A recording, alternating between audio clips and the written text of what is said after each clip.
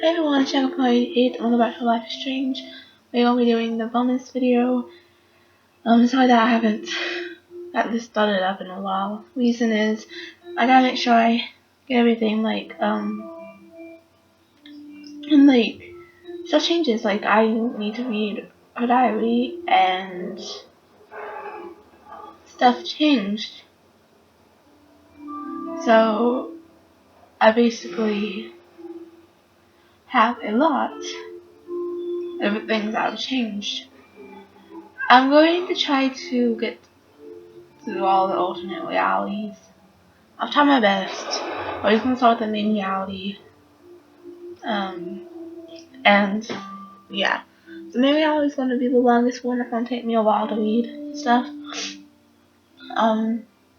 So trust me, I'm not gonna I'm not deciding to do this again. We're basically just doing this stuff. So we already did all the pictures and stuff, but these are the areas actually. We can read up on the areas and stuff. But let's fill out the pictures first. So here are the pictures you can get. So if you haven't done any of all of them in episode 1, here you go. Here's what all of them are. Just figure out what the spot is and you'll be good. In episode 2,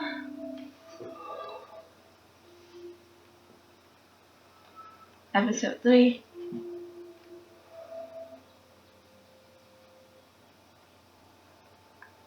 episode 4, and episode 5.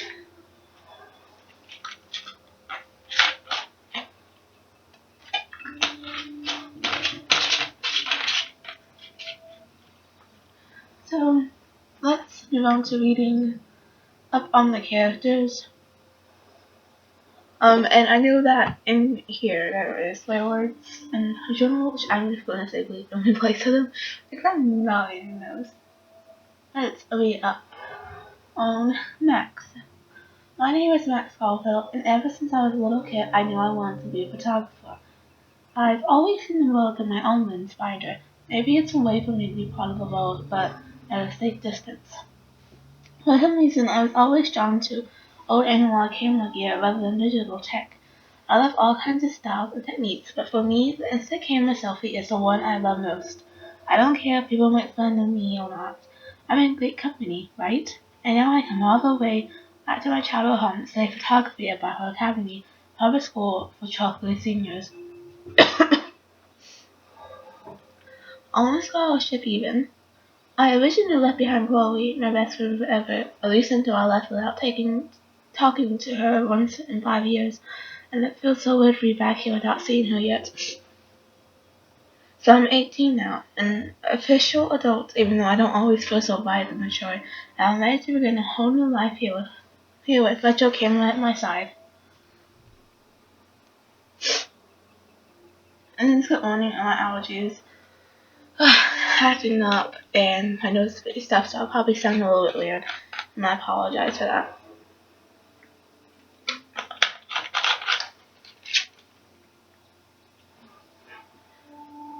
Oh, Mr. Jefferson. Not only is Mark Jefferson one of the best photographers in the world, he's also my teacher, and one of the reasons I wanted to come to Blackwell. How often do you get to be mentored by him with your installations? I've always loved his decoy and gloss style, and he's so versatile. He's always incredible for in the advertising work. Still, Jefferson can be a bit condescending. He's pretty hip for his age, but kind of aloof, sometimes pretentious. He has this long sound when he thinks he's right. I do think he's preparing us for how tough it is to be a full-time artist. He acts like he understands my own work and obsession with analog images. He really wants me to enter a photo in this Everyday Heroes contest, but I've done a good job of avoiding that. The winner gets to fly to San Francisco to represent Bethel Academy and get national exposure. Why do you think my work could be good enough to win? Mom, Jefferson even begs me about the contest. Yeah, you know.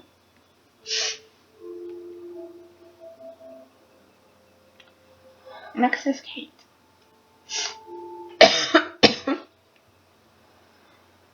I've forgotten if I ever seen Kate Marsh now or laugh in the past month. She's always sweet and nice, even though the other students make fun of her abstinence campaign. Even if they act immature, everybody back are seniors, not high school freshmen. She gets a lot of bleep, in fact. I know she's involved in a lot of religious groups, but she doesn't preach to me, so I don't care. But she's been extra quiet and introverted the last couple of weeks. It feels like she's in zombie mode. I wish I could help her, but I can really help myself. I wonder if all that bullying has worn her down. I can see how it would. I have to make an effort to talk to her more often, maybe invite her to tea or a movie. Although she's an adult, I bet she's not allowed to watch R-rated films. Victoria's one. Then there's Victoria Chase, the elite of Blackwell Academy, and a total bleep. And I hate saying that. I just don't know why somebody who's so rich and beautiful needs to be so bleeping mean. 18-year-olds at the Fraternity Academy should be evolving, into artists and scholars, not reality show contestants. Victoria does everything for maximum drama. She actually wastes her time calling me out in class and telling me to keep Marsh. For reals. I wish her parents could see her in action. They cut that trust them fast. Then again, she's in the Vortex Club, and they seem to own the soul, so maybe that's why she doesn't give a bleep. The odd thing is that she does know art and photography. She can even say all those French names that break my tongue. Her work is a little cold, but she has a good eye. She also has an eye for Mr. Jefferson, who's so obvious that I'm embarrassed for her. She does everything but sit in his lap. He keeps his distance, though. We can all tell she's trying to win the Everyday Heroes contest. I'm sure Jessica crazy when there's somebody she can't buy or seduce. Nathan. I know I'm taking a lot of jinx, but really.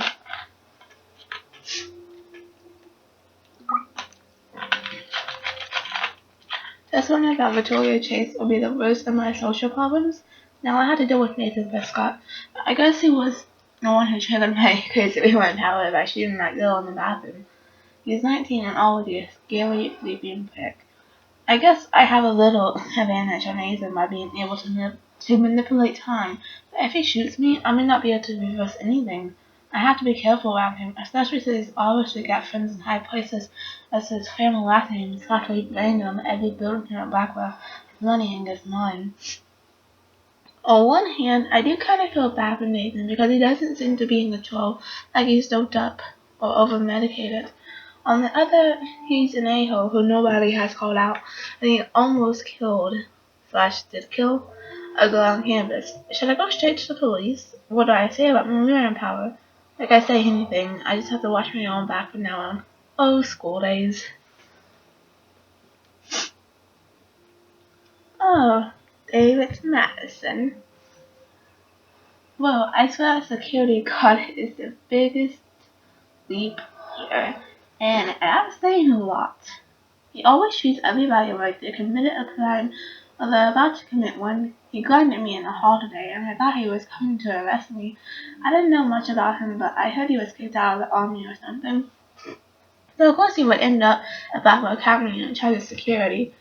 Are you supposed to feel, I don't know, secure on campus?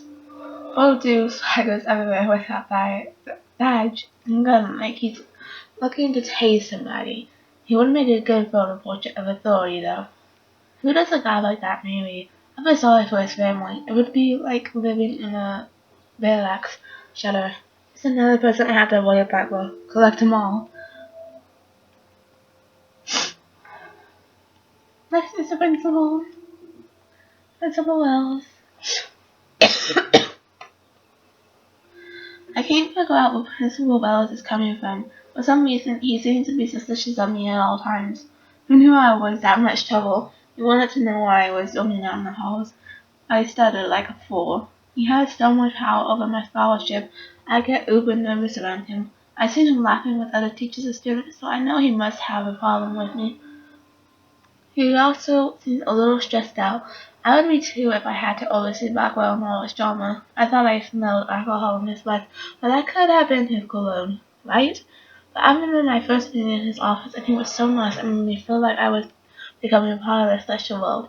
He said he hoped I would become a great photographer and someday return my favor to Blackwell. I thought that was a bit of wishful thinking, but it made me feel good. I just need to lay low around him until I can somehow gain his trust.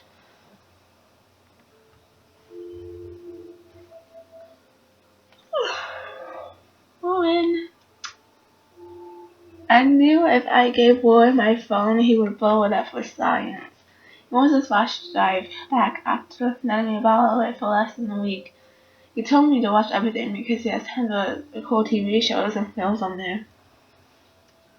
Thank God it wasn't porn, and I'm thankful for Warren. He's like a real friend and we share a lot of the same interests. He loves science, but he really understands art and appreciates great photography. Even though he says he loves my pictures, I can tell he's just being nice. Warren is a geek, but he definitely lets you know these things. I don't think he would ever lie to me. It feels good to have at least one strong ally the same nature. It makes me smile. Chloe! And there's Chloe Price. And what do you say to your best friend after 5 years of silence? To find out you saved her life in the bathroom? Nothing. I feel so lame for not staying in touch, or even text. I have no idea how to process seeing Chloe like this again. For one thing, she looks so similar, but so different. She's all grown up now, but it doesn't seem like she's only 1 year older than me. I absolutely love her blue hair and hot clothes. It makes sense she would become a rebel. She still kind of looks like a pirate, except one who stage dives. I know she's angry with me because of the body language. I'm glad I can still see the old Chloe in there. Or is that the young Chloe? I'm sure she's still messing about her dad dying. I would be too. That was a terrible time for Chloe and Joyce. I feel bad because I wonder if I was happy to move away just to avoid the grief. Speaking of grief, it's clear she's all mixed up with Nina past Scott's sleep. I have no idea what's going on between them, but I'm going to find out no matter what. Rachel. My name is Rachel Amber. Even though Blackwell Academy feels so remote and tranquil, you still get sad reminders of reality, like missing person posters literally wallpapered all over campus. I already know her name through house knows. I guess she was a popular student here and vanished 6 months ago. Rachel has a great picture on her missing person poster. She looks posed and pretty, like a model. Of course, I wonder who took the photo. Did she run away from home? I like to hope so, for his sake. It's so depressing, and I feel awkward for her parents. What a bleepy thing to go through. Sigh. No matter how much backward seems like a secret bubble of knowledge, you can't escape the real world. Let's move on to Joyce.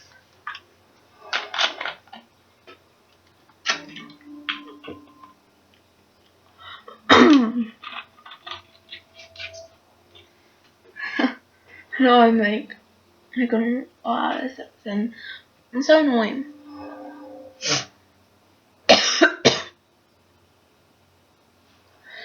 Talking to Joyce Price after 5 years was almost as intense as seeing Chloe again, especially right back in the oldie to Will's diner. That clinking of silverware and the smell of sizzling bacon rewound me back to being a kid, hanging out there with my parents for breakfast. I remember her always yelling at Chloe, even in mischief. Doubt she smiles at her hijinks now, but they still battle like mother and daughter. I moved to Seattle so soon after William died that I never saw how it affected Joyce. I'm glad she's not pissed at me, but being selfish and never looked back. I still remember the last time Chloe and I saw him alive. I wonder how often Joyce lives that day. That's the worst kind of rewind. When you can't control. If I could go back to the moment, what would I do? I can only imagine how Joyce ended up with David Madison, like about opposites. You can tell she loves him, disturbing as that sounds. Maybe she just wants a more structured life for herself. Obviously, it didn't work out that way with Chloe. I hope they both treat her right. Joyce deserves the best. And Frank.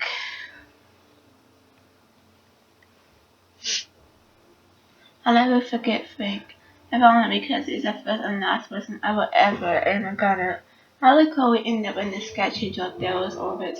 The weird thing is that when I first saw him threatening Chloe in the junkyard, I was more shocked how uncreepy he looked. I expected some try-hard gangster, but he looked more like a dumpster diving troll, which I guess he kinda is, since we were on his turf, testing out my rewind skills for Chloe's amusement.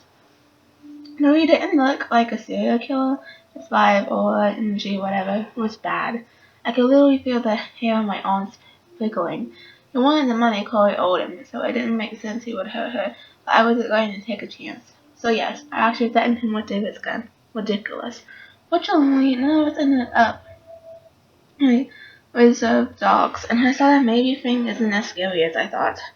But I don't want Chloe near him ever again, since I swear I'm gonna Rachel Amos places for WTF reasons. I doubt Chloe will be partying with him anymore, but he's at the top of our list now. So, um, oh, it actually just shows, you don't need one of these places. It actually shows stuff that we found, so there it is. I'm not gonna reread through all these because I've read through them during the Let's Play. Let's just show you what we found and stuff.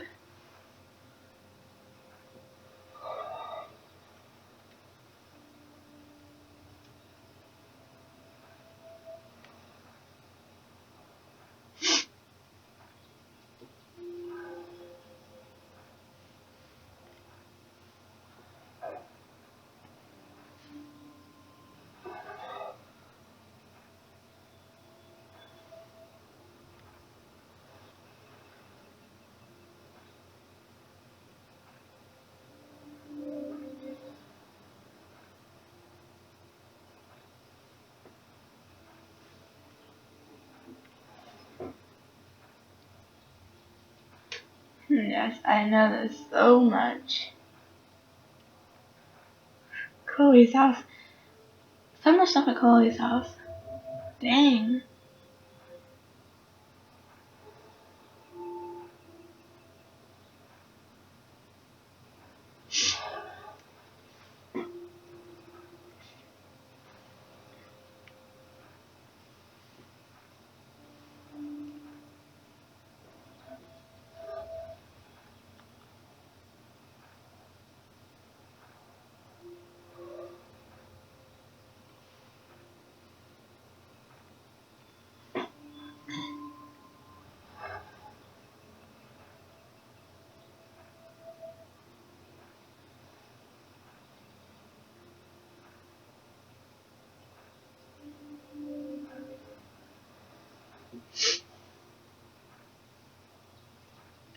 Oh my god, too much stuff in Chloe's place. Oh my god.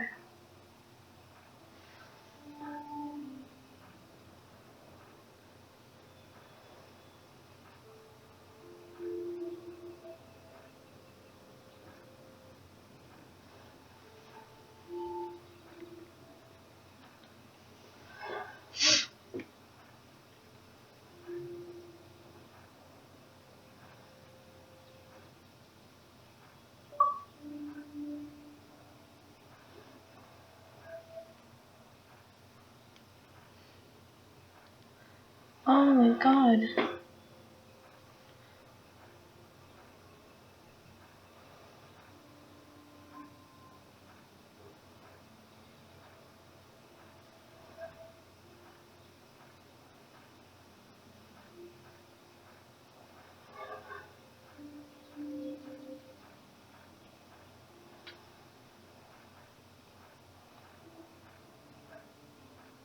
You mean it was on Russian figures now, so. I didn't know there was that many.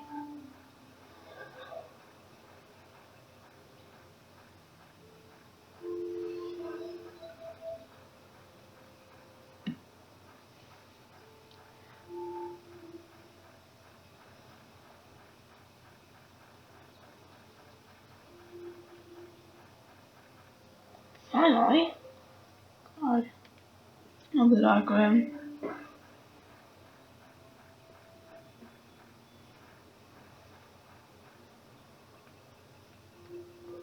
This is the junkyard.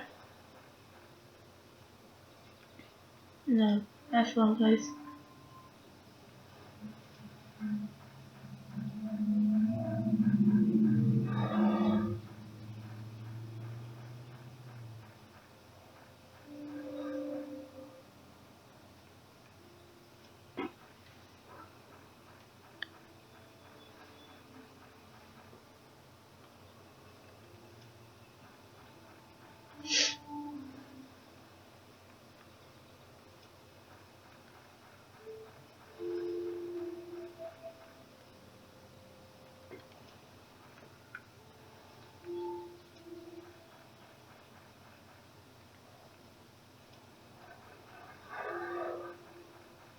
This gets me a break from talking.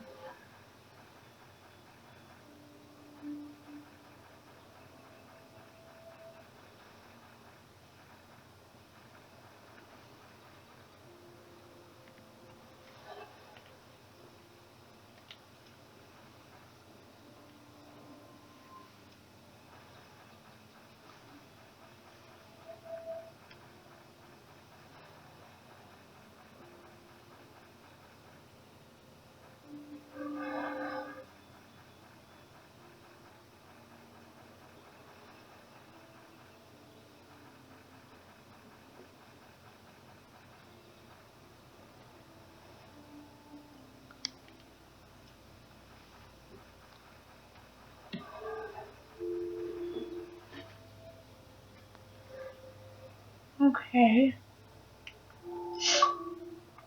Now we can rebuild everything with text. Because we can. I want to. So it's not explode, it's just the top anyways. Okay. You there, hippie? What about that bleeping snow? What about your new power? Oh, have you gone back in time and figured it out? I can't go back that's not snot. Oh, I can go back that for snotty. I need your help. Like when you told Stepdog it was your weed. But for reals, and we need to talk. Eat an A breakfast at 2 wheels, my treat. So, it's good to have minions. Got a bail, master. Breakfast is a go. You there, Mad Max?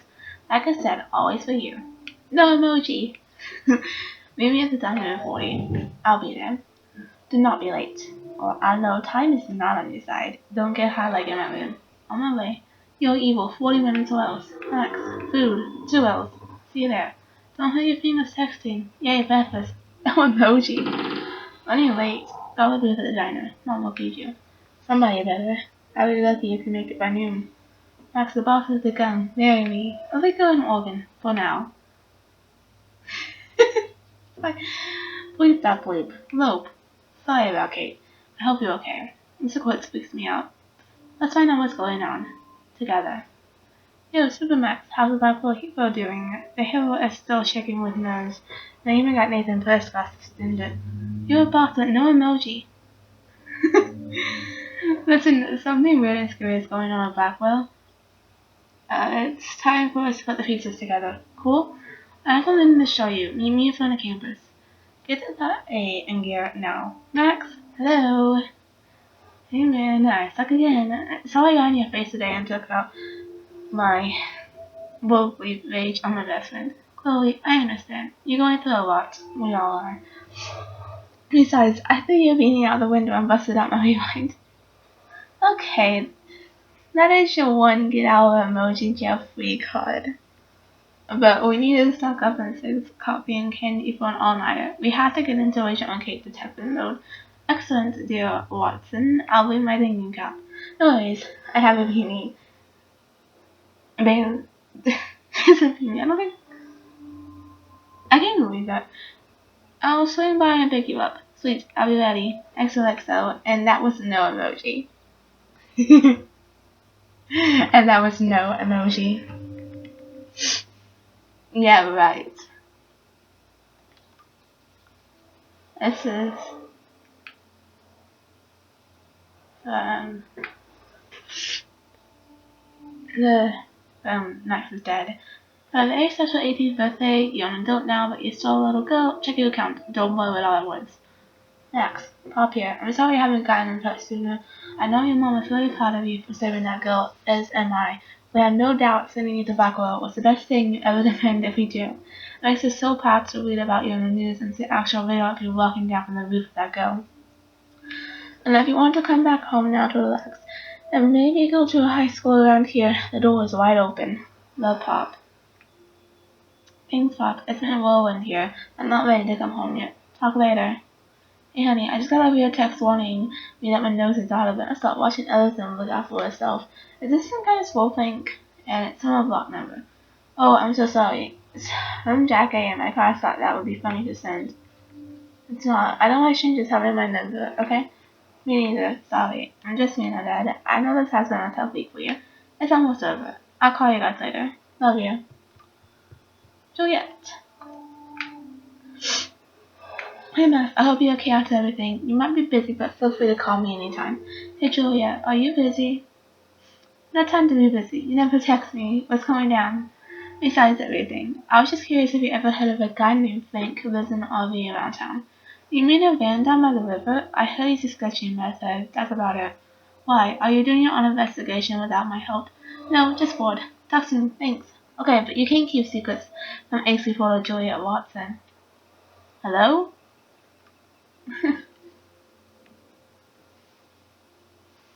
Justin.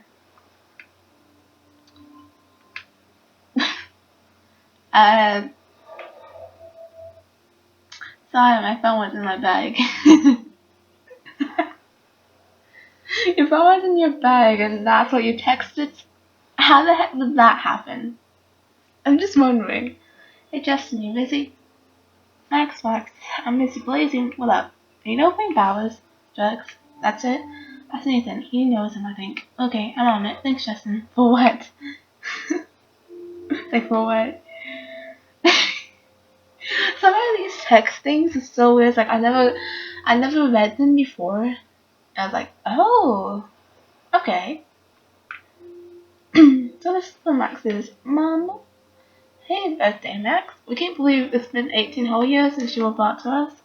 Max, your principal sent me an email saying that you told some tall tales about back were honor student. Is this true?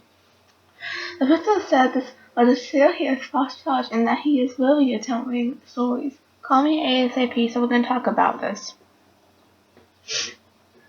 Hey honey, I hope you didn't forget to water the plant we gave you, but don't drown it either. Next, please call us as soon as you can. We are so proud of you for saving this girl, and we want you to know how you are.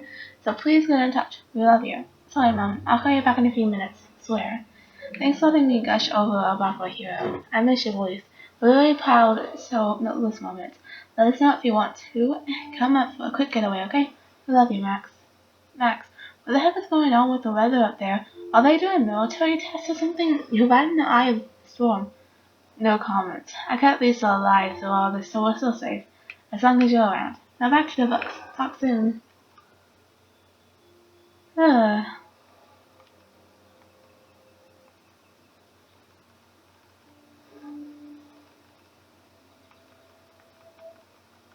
So, Courtney, hey girlfriend, let me know when you want to come by my room and I'll give you a fashion makeover. Oh, thanks, Courtney. I'm set with homework now, but I'll check in with you later. Thanks again for the offer. Oh, Nathan. You know. I know you know. You could just say that to yourself. One. It's gonna go all the way back up though. That's a lot of text. Dang you two. Do do do do do do do do do do do.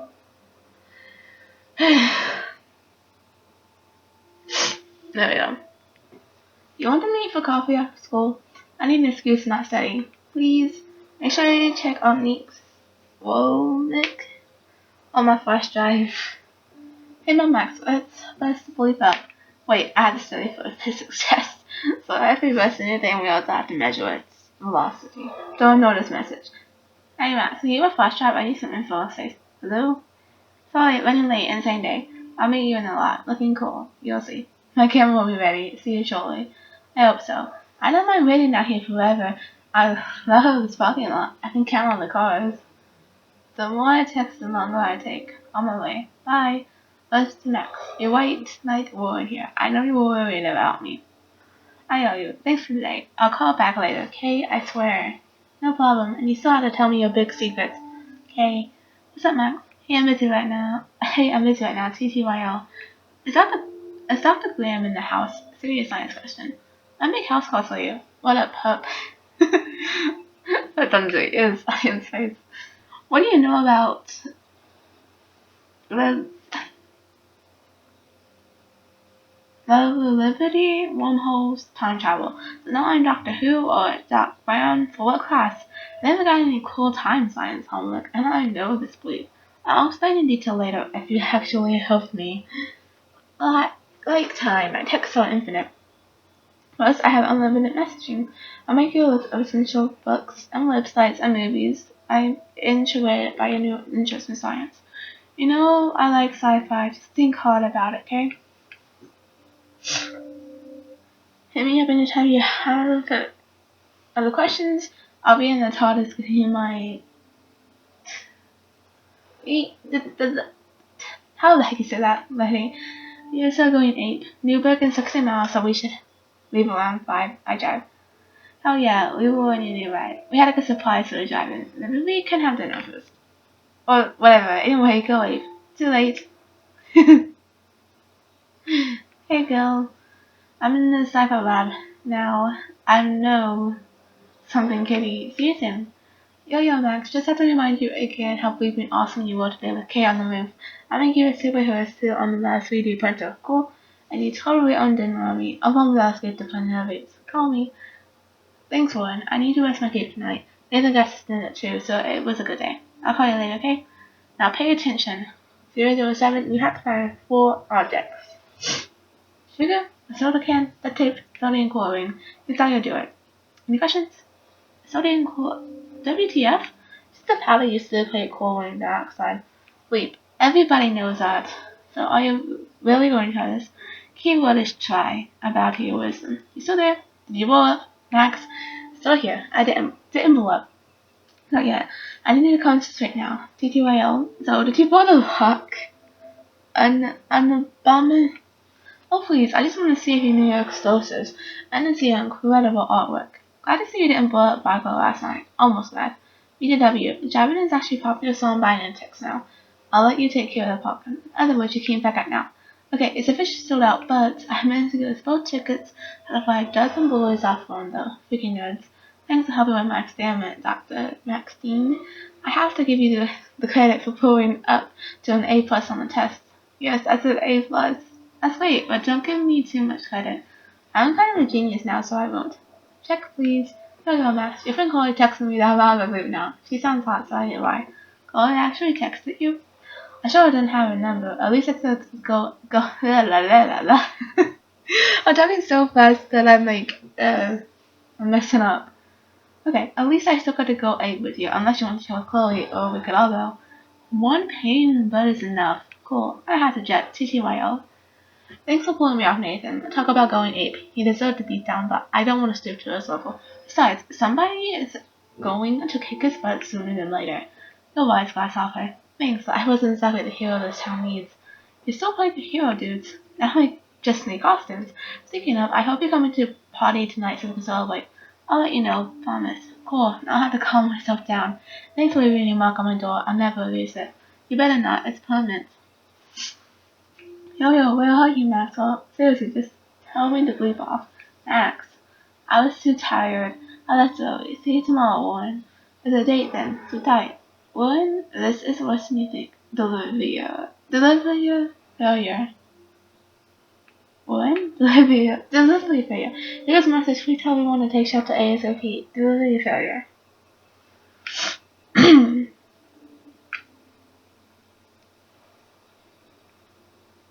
Oh.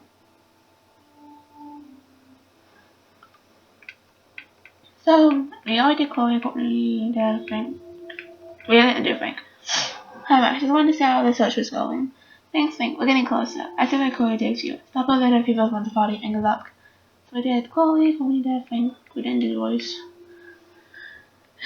Max, now that David is not here, I need Chloe to step up and stop acting out so much. But that won't happen if you and her are getting mixed up in illegal crap by breaking the black hole at night.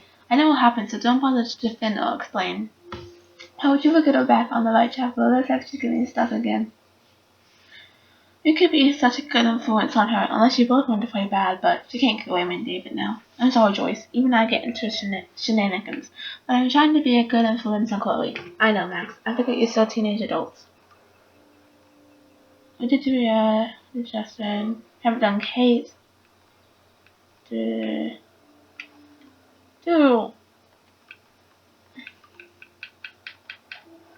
private numbers. You know the private numbers, people.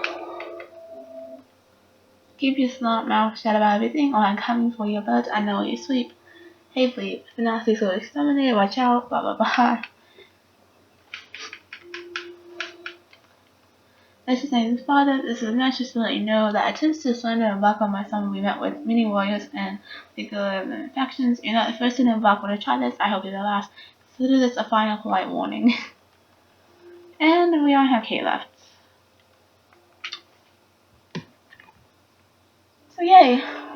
And then I have to start reading on her long journal. Great. Hey Max, you around? Always. You okay? Do you want to get tea later today? Absolutely. I'll be free around 4. TTYL. Thanks again, Max, for helping me. No problem. That guy is an a-hole. Max, I want to thank you for giving me such great advice about going to the movies and telling me everything about Nathan. I so appreciate you standing by me. Keep my faith. Kate, I'm on your side. Please don't mention me too much if you can. I'm already in trouble around here. And thanks so much for talking to me this morning. I was about to have a serious cry and I needed a friend. You were there, as usual. Max, thank you from my heart for reaching out to me on the roof. You're the only one who was there for me at school, the only one who truly cared. I had to believe you were sent to give me hope. You did so much more than that. My father is grateful as well. You always see in all prayers. Love and blessings, your friend Kate. Hey Kate, I'm so glad you're okay. I'll visit as soon as I can, promise. Max, how are you? I hope you can still visit me this week. I have some important things to talk about. Of course I'm still coming to visit you. You can't stop me. I miss you. And my bunny. We all miss you. And your bunny misses you. Yay, you are such a great friend. Thank you so much. Can't wait to see you. So Max, in case you still need it, Nathan's room number is 111. Kate, you are so awesome. Thank you. I will let you bring out the rebel in me. You already are a rebel. Trust me. Always. And please, please be careful. Promise? Of course, I'll keep you posted. I know you will. Thank you so much for coming by, Max. You lifted my heart. Kate, I was so happy to see you smile again. You mean so much to me and to so many others. I have to go, but I also wanted to say how fun at the movies with Warren. He's so sweet. He brought me some school books I needed. Give him a hug for me. I will. Call me as soon as you can. That's all the messages, I think. And sorry if I missed someone, but I think I got everyone here.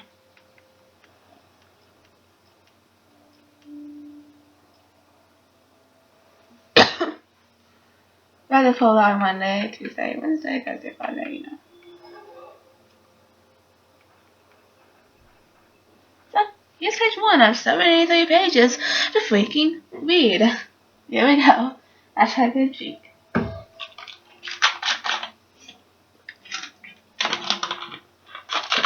And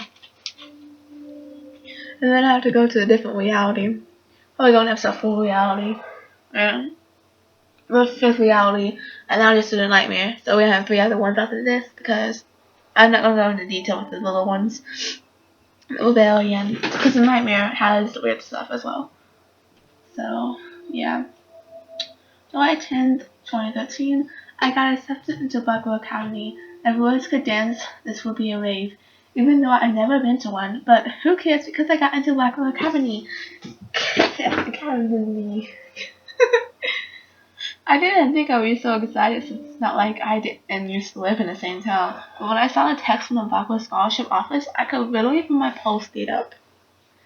Oh, and I want to go ahead and say, this is probably going to be the last video until after Christmas. This might be the last video until after Christmas, because obviously I want to get some stuff done before Christmas and pick up recording, so I'm going to probably just record this and, you know, probably go off and do something else, because, you know, so let me continue. I thought I was going to say, sorry, thanks for playing. It took me a few seconds before I read the whole thing. I guess I wanted to enjoy that last moment of bliss for endurance, and when I saw the first word, congratulations, I think I screamed. My mom cried and my dad laughed. This is so weird. But they're happy, and this means extra financial support because they don't have to pay anything to Blackwell. This means new clothes, and if I can work it, a new laptop. Oh, and I have to keep telling myself and Cass that I'm going to Blackwell Academy. That's from July. August 18th, 2013. So, this is it. I'm leaving Seattle to go back to Arcadia Bay. Usually people go to the high school closest to home. I suppose I am too, it's just I haven't lived there for 5 years. Out of all the best photography programs in the world, I chose to go to the smallest, back in the town I was decided about leaving. Maybe I wanted to come back all along, to see if Chloe and I are still good friends. I do wish Chloe could have moved with us to Seattle. That city was made for her. When when we would play pirates in our rooms and in the woods, it seemed like Seattle was that fabled faraway island of treasure and adventure that we were always seeking in coffee shops. But Seattle wasn't like a fable. Arcatro- Arcontroive. How the heck do you say that? Whatever. Now, Barbara Academy seems more exotic to me than any other place in the world. To study photography under Mark Jefferson, sigh, so hot to flowers. Plus, there will be cool, diverse students from everywhere. It won't be like my high school now. I never really found a groove with my classmates, or boys. I'm lucky I have a couple of great friends here, but it's time to ship out.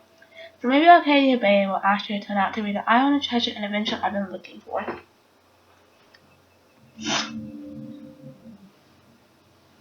August 25th, 2013. Sleep is crazy here. I didn't realize how much crap I had to pack until I had to pack all my crap. Only did like getting a little too excited and clearing out my room. I kept on crying when she was packing my shirts. That made me want to cry like a little girl and never leave Seattle. So instead of packing, I feel like burning all my clothes. Then just waited in the thrift store to put up a new Max wardrobe in my junior year. Not that I even have a no Max wardrobe. Nobody will know me except for Chloe, and who knows how different we are now. So I can cut my hair, get a tat, and some piercings.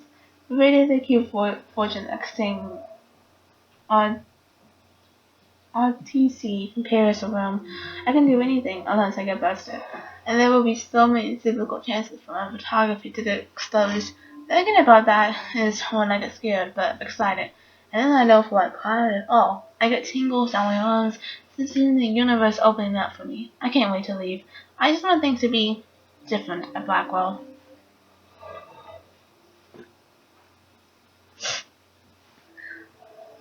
So,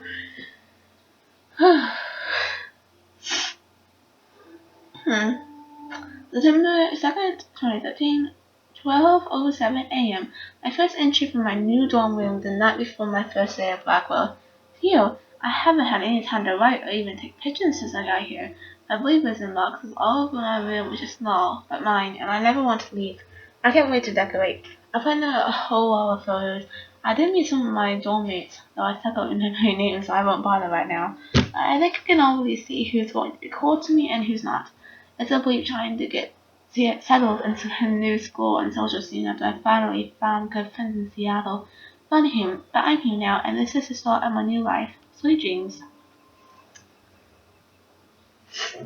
September 3rd, 2013. Blackwell sucks sleep. I told myself not to whine so soon, but damn. They started like Christmas morning. I barely had any drinks because I was so pumped to start my first official day of my new life like a drug. I couldn't figure out what to wear, so I chose what was on the floor. I'm no good with names and faces right away, but I picked out some names like Kate, Brooke, Taylor, Alyssa. And how could I forget Victoria Chase, which, stylish, and titled? I could feel instant judgment when she looked at my ragey bleak clothes, as if I'm a practical to check fashion poses. Maybe I'm being extra clipsy sensitive, but I think Victoria wants life here to be like her own reality show. Ugh.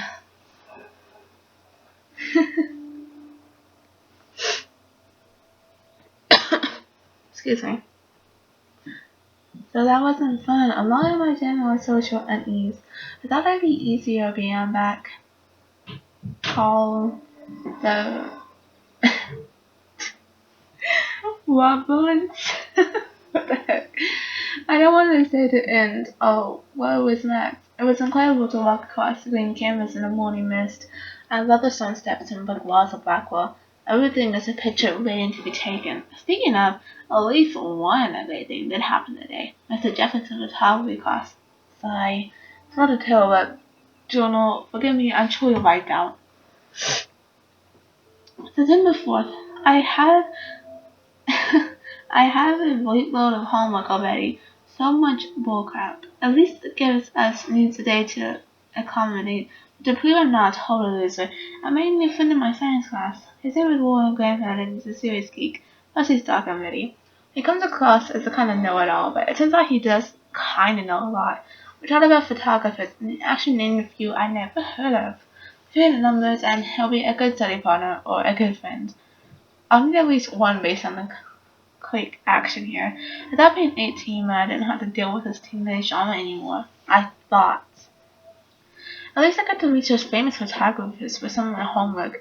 Mr. Jefferson's assigned a ton of reading, but this is exactly what I want to study. Jefferson's a super cool and super chill.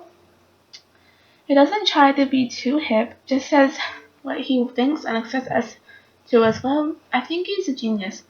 OMG, I want to marry him. Just joking. This one classes with all the social dysfunction. September 15th. Homework is kicking my butt. I bet the teachers grade harder just to stop you from feeling special. But Victoria Chase and the Snob Union still friends like that on the desk of Blackwell. The bros here aren't that different. They don't press like Victoria's middle clone with way more money and attitude, if that's possible. The family is the oldest in Arcadia Bay, and I heard stories about them when I was a kid. Prescott gave a bootload of bank to Blackwell, so Nathan acts like he literally owns the school. Yesterday, during class, he put his feet on the desk, starting texting, and the teacher didn't say jack. I think it's suspended, but him and Victoria are part of the silly elite Vortex Club that puts on popular parties, and so they get the weight. It's good to be the king and queen. I don't want to swim everybody. I do like Kate Marsh. She's down the hall in one of my classes. She's so pretty and sweet and friendly. It makes her more beautiful than the... and you know how they say, like... they make Victoria. The bleachers. There we go. You're like Victoria, who think beauty is just your face and outfits. See, I'm already playing in the drama games. No more.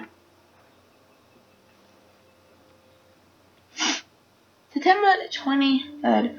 Finally had a chance to take some action shots on campus today. A perfect blue sky day. I always forget how great I feel after I take pictures when I've been slacking off. Speaking of pictures, Mr. Jefferson told us about the National Everyday Heroes photo contest he wants us all to enter.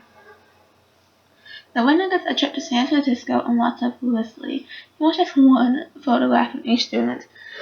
This is exactly why I wanted to come to Blackwell, and of course I'm scared waitlist to enter. I also have a couple of weeks before the deadline in October, so I have plenty of time to stress and her classmate. Sorry. September 30th. I don't know whether I love it or hate it here. I'm trying to keep up with my science class of all things, like I give a brief or even understand it. Good thing I know Warren. Too bad I can't clone him to take my place in class. Miss Grant is much cooler than the class. She explains particle physics so even boneheads like me can kinda understand. I love how she relates society to science and vice versa. I can tell she's committed and passionate about life. Unlike some of us in our class, but I'm trying to engage more, even if it means asking actual questions in the class instead of hiding in the back. I'm just glad I'm not the only social misfit here. Now, how much homework are you avoiding?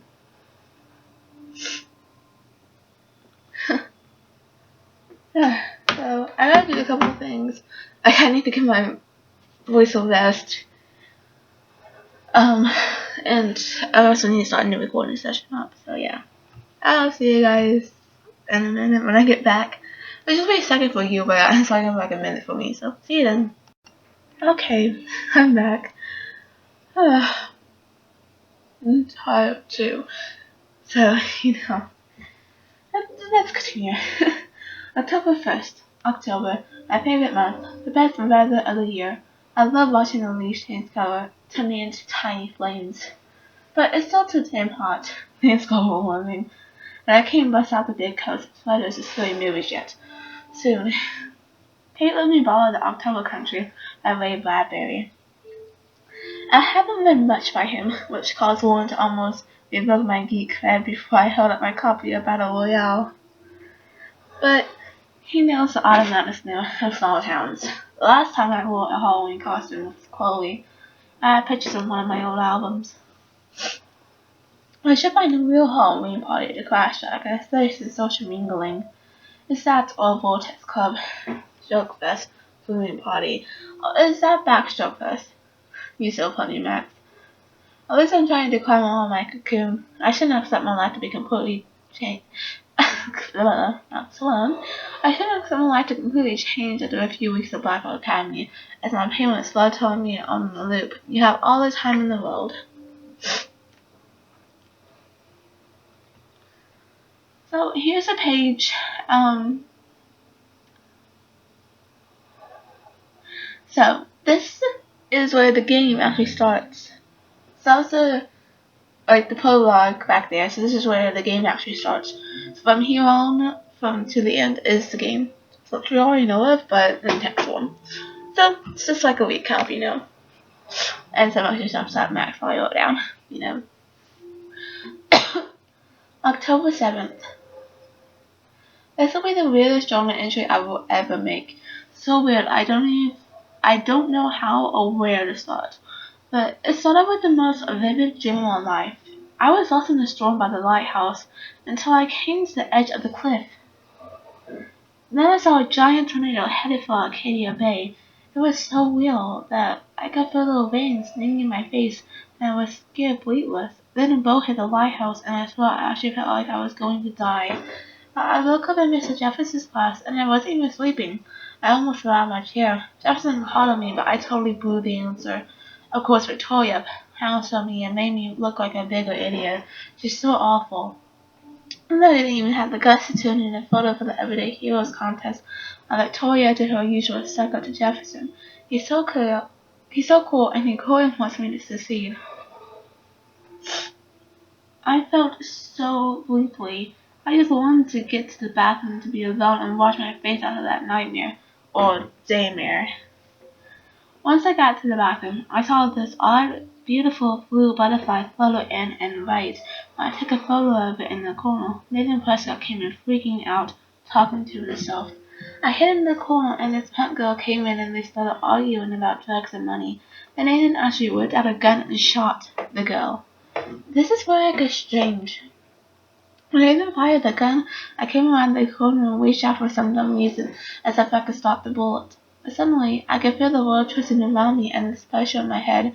Everything was seemed to rewind, and I found myself right back in class at my desk. I literally thought I literally thought I had been dosed with some drug until I calmed myself down. I saw everything happen in class the way it did before Major Groundhog Day deja vu. Somehow I was able to rewind time. I knew the only way to find out if I was having a breakdown was to go back to the bathroom to see if I could save that girl from Nathan this time. I had no idea how either. I just knew I couldn't lose myself if I let her die again. I escaped Jefferson this time. I knew exactly how to answer his questions and rushed to the bathroom. I hid in the corner again. I couldn't believe it when Nathan showed up, freaking out all over again. Then the girl came into the bathroom, and before Nathan could shoot her, I smashed open the ancient fire alarm and scared both of them away. Victory! Until I got grilled by the security chief, David Madison, who thinks he's Chuck Norris, Blackwell Ranger. Nathan Prescott almost killed the girl in the bathroom, but no, I'm the problem. I was so glad when Principal Wells stepped in to shoo David away.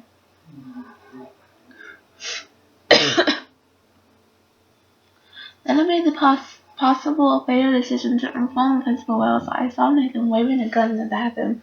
I didn't think I should mention the girl or my newly vulnerabilities for obvious reasons. He didn't want to believe me, and I wasn't really feel like bleed for telling him that Bat was most big sleeping jail student would carry a firearm to class. Oh, sorry. I didn't tell him that he actually killed a girl in a previous timeline. So my school day started with an apocalyptic dream that ended with serving on life and discovering I have some kind of power to rewind time. I don't know how to stop that. I don't know how to top that. Everything feels so surreal right now. I can't talk to anybody about this. Well, the only person I could, I haven't seen in 5 years. I could confide in Warren. He's not in neuroscience, so maybe he could even think of an explanation, but I have no idea what that could be. Until I can figure this out, I better stay on the down low with this stuff and focus on my classes. No one sent me a text asking for a spot shot back, even though I haven't had had a chance to check out all the cool shows and films on there. I watched a few episodes of Doctor Who and X-Files being done, Full Metal Accidents and Faster Pussycat Kill Kill, all kinds of images of women in black and white. Bad. Like, bad by the way. She's a total cyberpunk tip with amazing visuals and Scott Pilgrim for about the millionth time. You know, I know what Doctor Who is, so I'm not really interested in watching it. I don't really know what X-Files is. Full Metal Alchemist, Full Metal Alchemist is really quickly an anime. And the fact that Pussycat Kill Kill, I have no idea what that is, and Titsu, no idea what that is either. I gotta go drink again.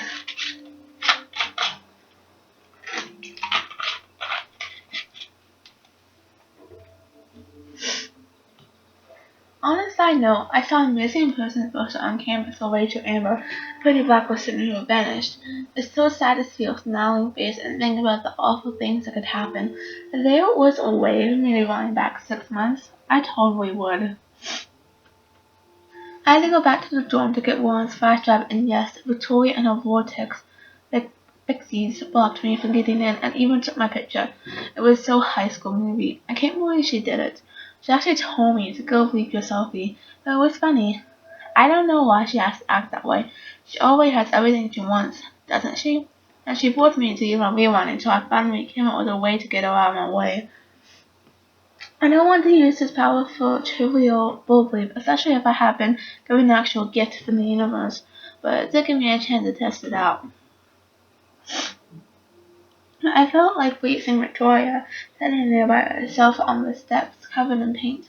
She didn't look like the queen. Leap of Blackwell, just a lonely girl as confused as me.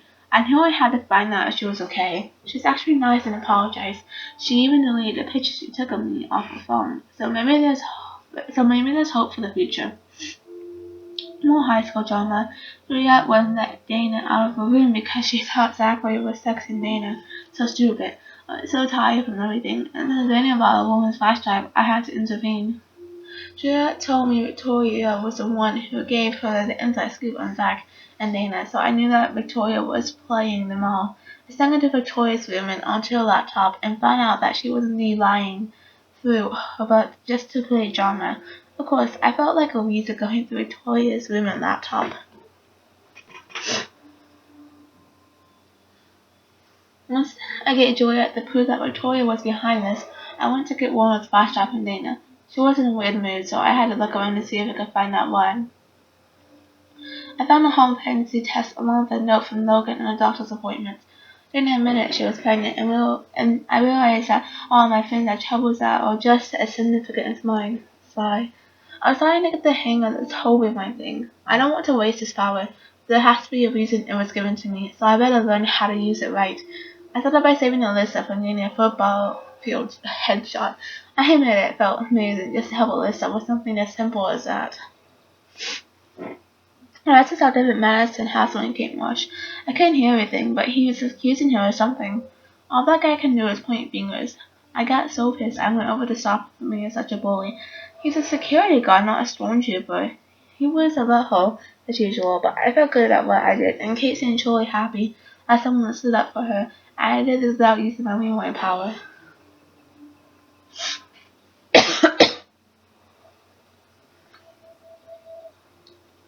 This day keeps getting stranger. I don't even believe what I'm writing. I can't even do a simple task like giving Warren back his flashlight without getting into a situation. In this case, though, it turned out half bad and half good, which I guess is the yin and yang of life. When I met with Warren in the lot and checked out his new retro wheels, guess who showed up? Nathan at first got freaking out all over again. He got all up in my face to accuse me of bullbleep. Even though I was scared because I know he did to that girl in the bathroom, I was more furious. Then the girl in the bathroom pulled up in a truck, my former best friend, Chloe Price. We both looked at each other like WTF. Next thing I knew, I was in on Chuck's Warren and his main card and tried to get Nathan off my butt. I owe Warren big time. Seeing Chloe for the first time in 5 years was such a shock. I was almost paralyzed, especially after realizing that Nathan had almost killed her right in front of me. Now Chloe shows up out of the blue to save me. About the bizarre and unexplainably happening today, studying goalies about a check, listening to music, and staring at a dashboard bobblehead might be at the top. So I tried to process the fact that Chloe and I were two best friends who didn't know each other anymore. She had blue hair, piercings, and cool boots, and I looked like a dork. I didn't know where to start, and she wasn't exactly extended an olive branch. So we sat like strangers. At least I had time to catch my breath and realize that in the parking lot melee with Nathan and Lauren, my camera got busted up. I didn't care considering everything else going on, but it's up on top of everything else going on. Really. I gotta drink again. Sorry.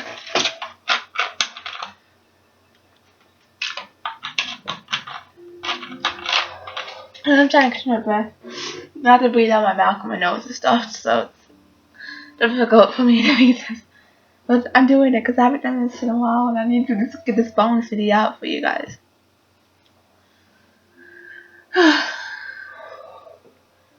Going back to Chloe's old house for the first time in 5 years was like the ultimate rewind.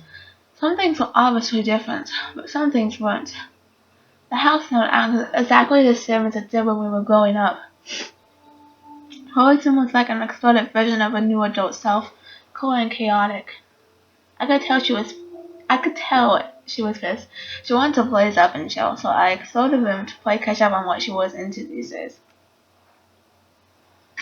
Then I found a photo of Chloe with Rachel Amber. Chloe laid into me for not calling her once. I deserved it. She had become best friends with Rachel, and they were going to build on Arcadia Bay and out to Los Angeles for fame and fortune. I could tell how much Chloe cared about Rachel since she was the one putting up the posters. I felt even bleepier about leaving Chloe along all those years when she most needed me. You suck, Max. But Chloe's obsessed with Rachel, the missing girl. She says Rachel vanished after meeting some amazing dude, probably some psycho online. Chloe wanted to sneak out and be alone, so I went downstairs to find tools to fix my camera. Snooping deeper. That was said totally wrong. Snooping deeper, I hit the paranormal jackpot and found a whole mini surveillance set up of Chloe's house. The cameras in the halls and some rooms. Truly creepy bleep. What kind of uber paranoid puts cameras around his own home? Chloe's stepfather, I guess. I see why she's got serious attitude. When I got back upstairs, I couldn't fix the stupid camera, but Chloe saw the butterfly photo and knew I was in the bathroom and saw after the alarm. Her attitude totally changed when she realized that I had saved her life. Even though it could have gone the other way, she was so happy, like when we were kids, and it was great to see her face light up. She even gave me her dad's awesome old instrument as a symbol of our reunion. She cranked up the tune and started dancing on the bed like a maniac. She even got me to shake my booty, just a bit. That's when Chloe's stepfather showed up, and it was David Madison. I had to hide in the closet, and then David came in angry about the music. He was even scary off campus because he didn't have the school around him. He accused Chloe of taking one of his guns. Then bleep got real. David found Chloe's joint and flipped out on her. I couldn't take it, considering she almost died that morning. I stepped out and said it was my weed. David tried to threaten me, but Chloe was awesome and threatened him. He backed out of there quick. Chloe was so touched. I took the blame. Of course, she did step on David's guns and waited around like an idiot. Too much firepower for this girl to encounter one day, or one life. Fortunately, Chloe and I decided to get out of there and catch up on the next door like best friends. So Chloe and I ended up at the lighthouse, watching the sunset. Chloe was mellow and told me more about David and his uber paranoid going home. It all made sense. But I wanted to know why Chloe was in that bathroom with Nathan Prescott. She told me he deals drugs and she wanted to blackmail him to pay off some big loan. So strange what our lives have gone since the last time we hung out when we were 13. Then I had another nightmare, or a dusk mirror. I was right back at the lighthouse in a storm, except this time I was following a ghostly deer until I got to the edge of the cliff. I could see the tornado destroying everything in its path, and again I could feel the cold sting of the rain. The lighthouse was crumbling, and I felt so helpless watching the tornado move towards the town. Then Chloe snapped me out of the dream when I told her what I saw, and as if to make the day end on another unusual note, snow started falling from the sky and the warm sunset. It felt so weird, ominous, and beautiful all at once, especially standing there with my best friend. And all that and all that positive thought, I have officially earned a great night's sleep. Oh my god. October 8th. I woke up this morning a different person, even if nobody knows it. After yesterday's intense revelations with my rewind power and saving Chloe's life, among the other cray-cray, as Victoria might say. So I have to read that. Saving Chloe's life among the other cray-cray, and Victoria might say. I'm sorry, I had to. Heavens of Blackwell, I had to assume everything is different now, and I thought exposing my photos to the world was going to be hard. After Cooper dropped me off back at my dorm yesterday, I tried to find out more about the freak snowfall that happened when we were at the lighthouse. The local meteorologists are stumped so far. I felt so jacked up that I pulled an all-nighter on time and physics research.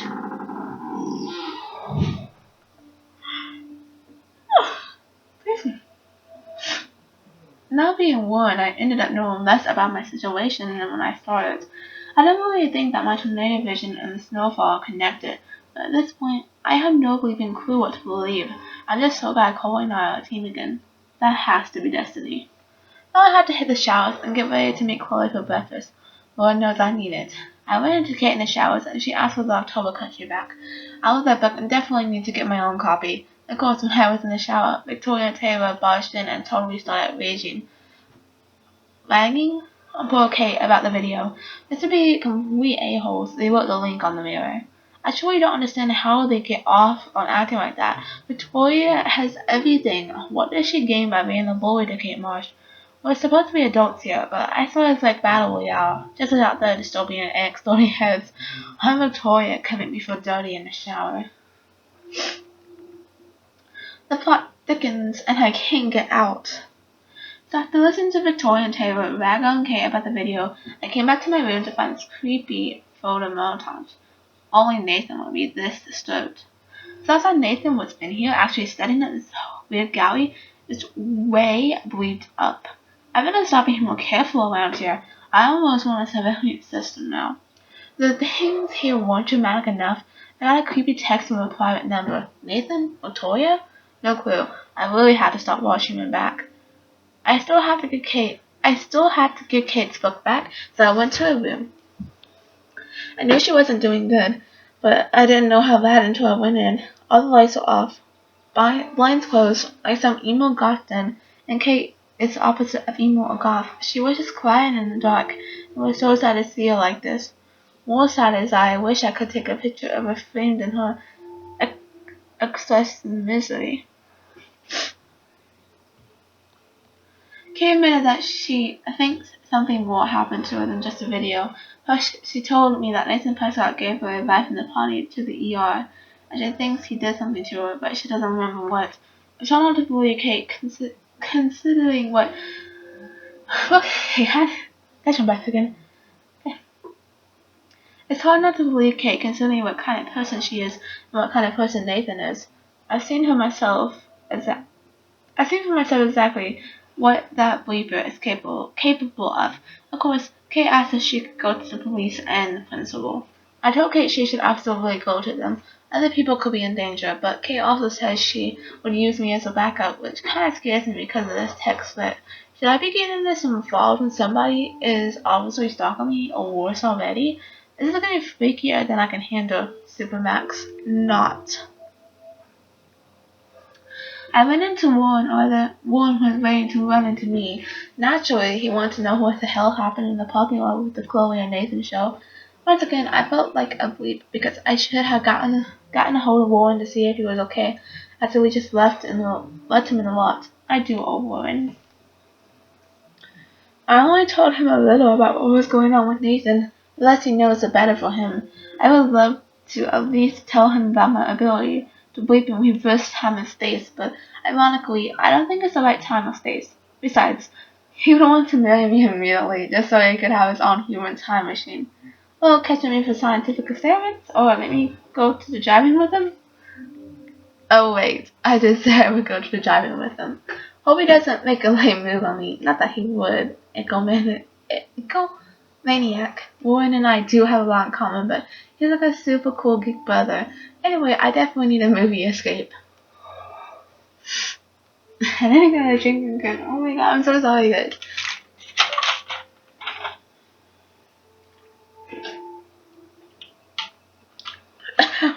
Okay.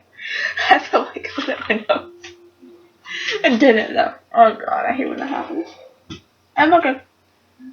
I'm okay. I'm fine. I'm just calming myself down. God, that's what I mean. Before catching the bus after me, Chloe, I saw Nathan talking to David, which made me nervous. Otherwise, I had a nice soundtrack to ride to the 2L Diner.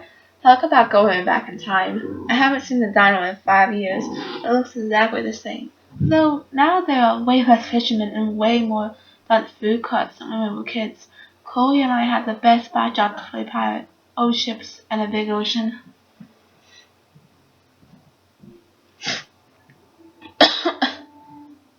Chloe was late, duh, so I was happy to be distracted by Sam and Joyce again. The diner was like a museum piece, except for customers. Better still, the food hasn't changed at all. Joyce seemed really glad to see me again, and she didn't give me a guilt trip for not staying in touch. After William died, she wanted to move forward with a new life and husband. Chloe doesn't want to accept that. Joyce naturally gave me bleep for collecting Chloe with my devil weed, though I'm not sure she even believed it was mine. What could I say? I can see she actually loves David, even if I don't see how. The benefits were so worth the grief, though. So much drama, and I haven't even finished my breakfast. Finally, Chloe showed up, more bubbly than I would have thought after almost getting killed in the bathroom yesterday. It makes me happy to see us now, but that's now I'm in trouble, since all she really wanted was for me to show off my rewind power. So I did, and I have to admit, I feel like a total boss. Except I did start feeling weak and woozy the more I rewound. I even got a nosebleed, which kind of freaked me out. Chloe always wants more, so she demanded we go to her top secret lair. She still had to get pissed off at me because I dared to answer Kate's call. I'm not a fan of Chloe's petulant side. She tried to make me feel like a butt, but screw that. Kate was so happy I answered. I actually felt worse for her. Chloe has to know I can have two friends at once. Just when I thought Bleed couldn't get crazier, Chloe took me to her secret lair, a city dump. Perfect for Halloween. Like where the vehicle and appliance goes to Arcadia Bay under rotten rust. Open the stealthy and horn, but instead of taking cool photos, Chloe had me do some silly kind of fun gun tricks. Until the guy Chloe owes money to showed up. Some skeevy guy called Frank. He demanded Chloe pay him back or else. I was shocked that he wasn't the loan shark I had expected, but I could literally feel his bad vibe. I still can't see how my best friend ended up involved with a loser like Frank, and I almost shot him. He pulled a knife on us, and it felt like another one of my dreams. I don't even remember aiming the gun at him. My finger just tapped against the trigger. Thank God there were no bullets left. I could have used my rewind, but the way my head was stopping, who knows? I can't assume my power will always be available. I don't know anything about how this works or how long, so I can't take anything for granted. I just know I'm never holding another gun. After all that drama, mania, volume XXII, Chloe and I ended up taking a walk along the tracks deep in the woods. We both needed to hear nothing but the sounds of nature and wildlife. I was shaking inside from the encounter with Frank, and though Chloe felt tough, I could tell she was shaken too. She told me everything about Frank, which explains why she was trying to blackmail Nathan. It shocked me that the girl I grew up with watching SpongeBob ended up in such a scary orbit. Still, I felt safer with her at my side, and I was glad we had a moment of peace. So it probably wasn't the best idea to lay down on the tracks and relax about life, etc. As Chloe's way got caught in the well just as the goddamn train showed up. Of course, I was off trying to take a photo for my portfolio, and then I had another quick flash of my tornado vision. I could see it, almost feel it, tearing the sky apart. My hair felt like it was stolen, like in the 80s film Scanners. Just as fast as the vision came in, it disappeared. I may be in denial about what this apocalypse image means, or doesn't. Then I heard Chloe screaming for help, and I was weeping kittens. I thought we were stuck in the damn. Oh, sorry. Well, naturally, the train was coming around the mountain. I was pretty proud of myself for coming up with a drastic, if not destructive, solution to saving Chloe once again. Which in the case if Stonewall ever falls into the wrong hands, it's going to remain our BFF secret. So there. On one adventure over, Chloe dropped me off back at my campus. She was so sweet and said that this had been the best week of her life, despite everything. That made me feel so awesome. Chloe always sees us like we're talking over the world, but what if I had been able to use my UN power to get her off the tracks? Chloe might have to lower her expectations, and so will I.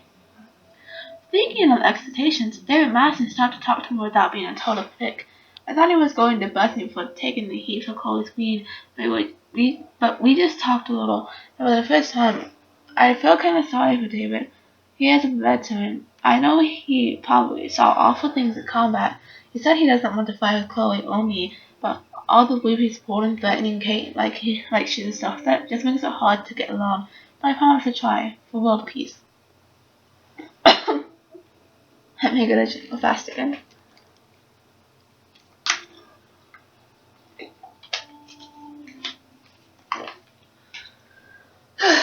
Something odd happened, as if everything happened in the bazaar, while I saw Kate having an intense conversation with Mr. Jefferson, and she ended up practically running away from him in tears.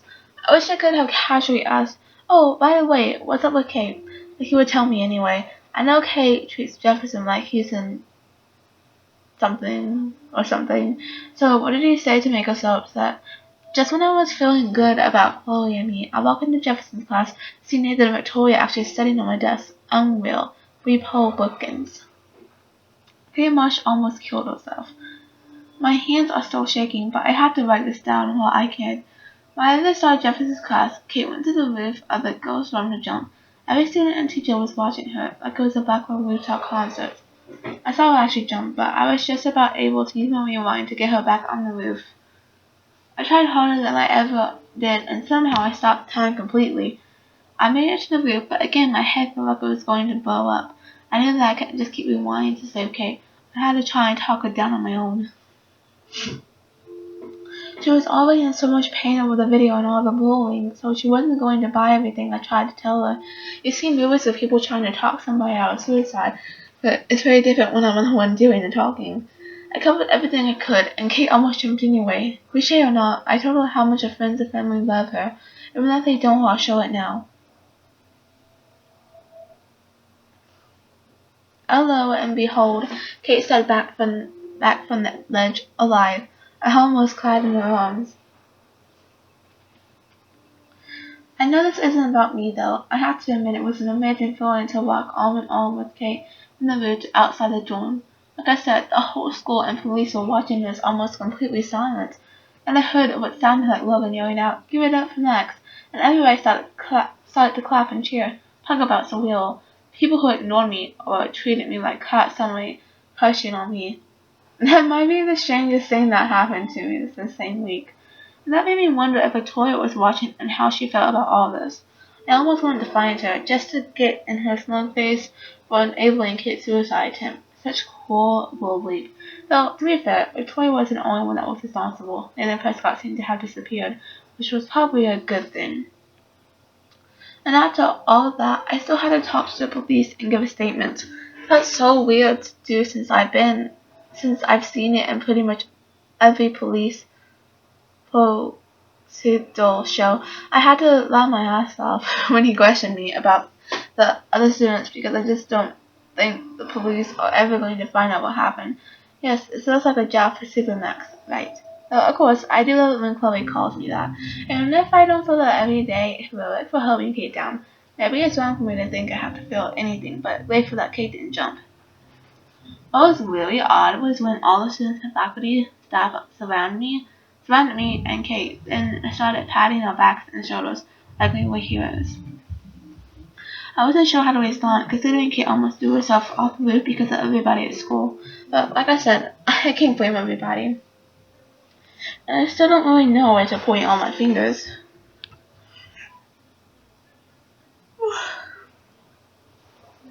The very best thing was that even though Kate was still in tears and confused, I definitely saw her smile when she realized how happy everybody was that she was alive. I smiled too. The police and paramedics swooped in, and then Kate was covered in a blanket and gently escorted to the ambulance. They didn't thank me or look at me like I was a hero. I guess they used to saving people without flaws. But if I'm super honest, it felt pretty cool. Like I got a hug from the whole school. So maybe Bible Academy isn't totally bad. It's not enough that Kate is alive, and though I'm not enough of an egomaniac to take credit, I still had to get the Blackwell third degree from Principal Wells. It was his odd to be his tacky office with Nathan Prescott, David Madison, and Mr. Jefferson calmly talking about why Kate would attempt suicide. I was quite but giddy inside, just replaying in my head the moment when Kate stepped towards me with a glimmer of hope in her eyes. Part of me wanted to smash Nathan's snug face against the desk, knowing he had a lot to do with Kate's suicide attempts. I thought about doing it, and putting a quick rewind, but I knew that would be the start of bad, dangerous habits. Fortunately, Principal Wells amazingly did the right thing and booted Nathan for a few days after I told him what happened in the bathroom. He must have more belief on Nathan, because otherwise I doubt this would happen to a Prescott. There's some small justice for Kate. There'll be more if it's the last thing I do, which it could be if I'm not careful. After being grilled in the principal's den, I hung out with Warren on the lawn so I could feel grass under my feet and watch the fluffy clouds.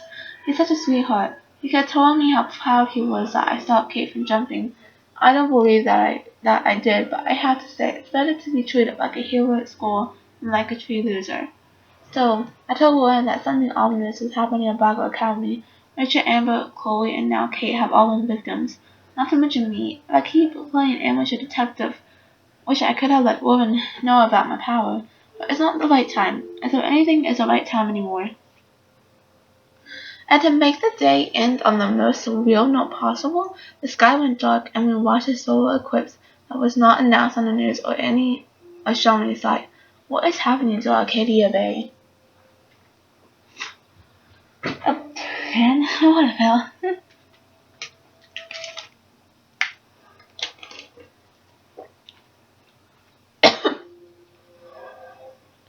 October 9th. Dear Diary, I had the power to rewind time and I ended up on the rooftop trying to stop my friend from jumping off while trying to prevent the possible destruction of my hometown.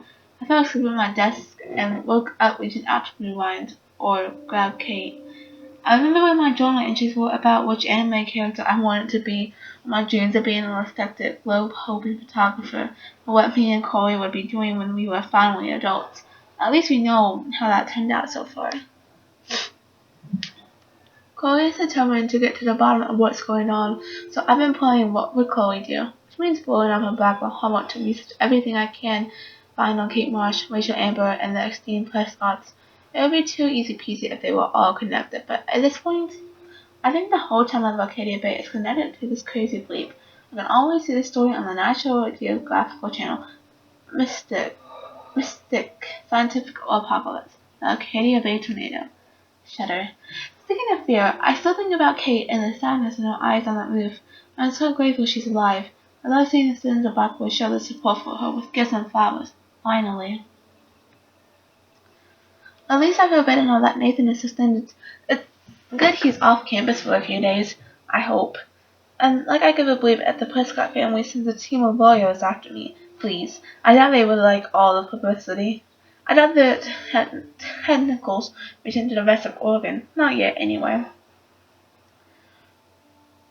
Whew. We were too cold to make me sneak out past curfew and demand I meet her in front of the main building in the dead of night. I knew Corey would be all over investigating the campus after what happened to Kate here.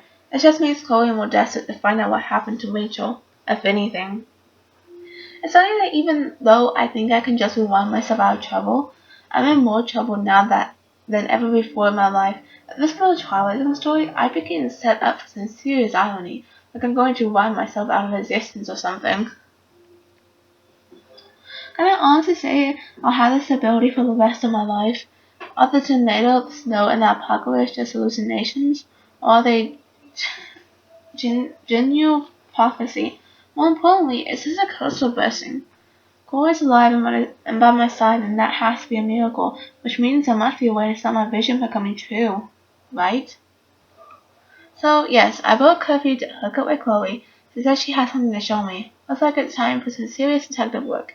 Enter the Blackwell Ninjas. As I stealthily made my way out of the hall, I passed by Kate's door and saw the nice messages from other students. Too bad most of Blackwell didn't care when they passed around the video and bullied her to that roof. Everybody always cares when it's too late. At least Kate will see that people are on her side. Finally.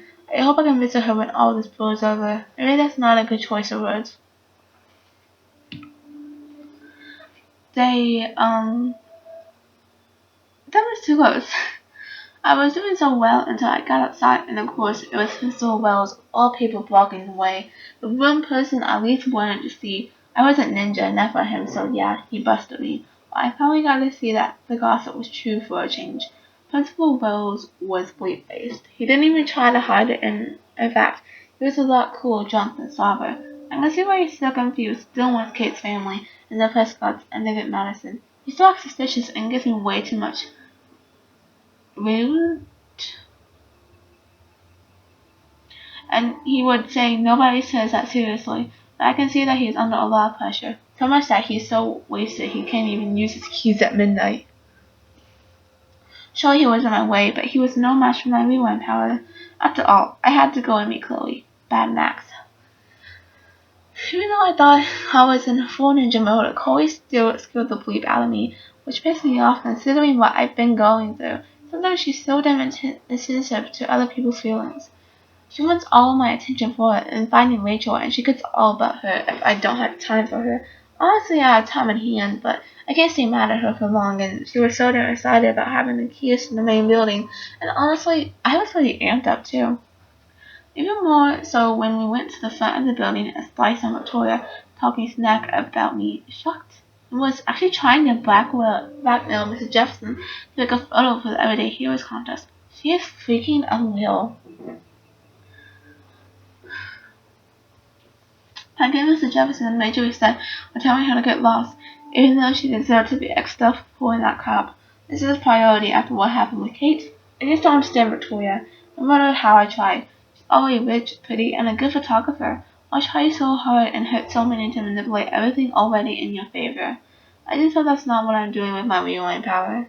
Yes, there's something incredibly awesome about breaking into your own school at the witching hour. Although Chloe was technically right, how can we break in with the key? Never mind that it was a stolen key from the school's head of security.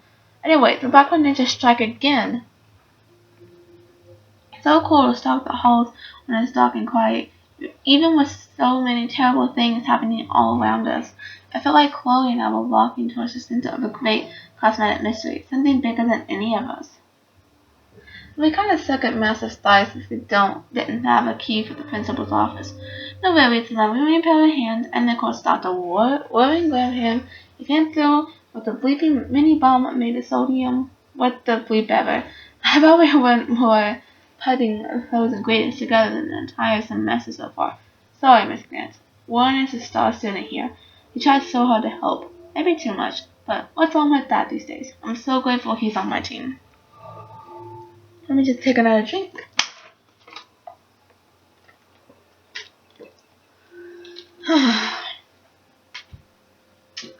Talk about being in the Sankotorium. Thanks that in class I barely passed. But Blackwell, I did feel freaking weird about being in the principal's office after midnight, going through his files and laptop with Chloe. She was way too into it. Technically, we could be arrested and thrown in jail. Yikes. I just pretended that we were on a very special episode of The Wizards of Waverly Place. You know, just a couple of wacky Sherlocks investigating in school for a good cause. Yeah, That helped. While we didn't find the proof, we found Nathan's file had a weird drawing in it that just said Rachel in the dark room over and over. So it's a major clue that Nathan is involved in this somehow, or he's just insane. But it's not actually also referenced David M, which means that we absolutely have to find a way into David's secret bungalows for a good cause.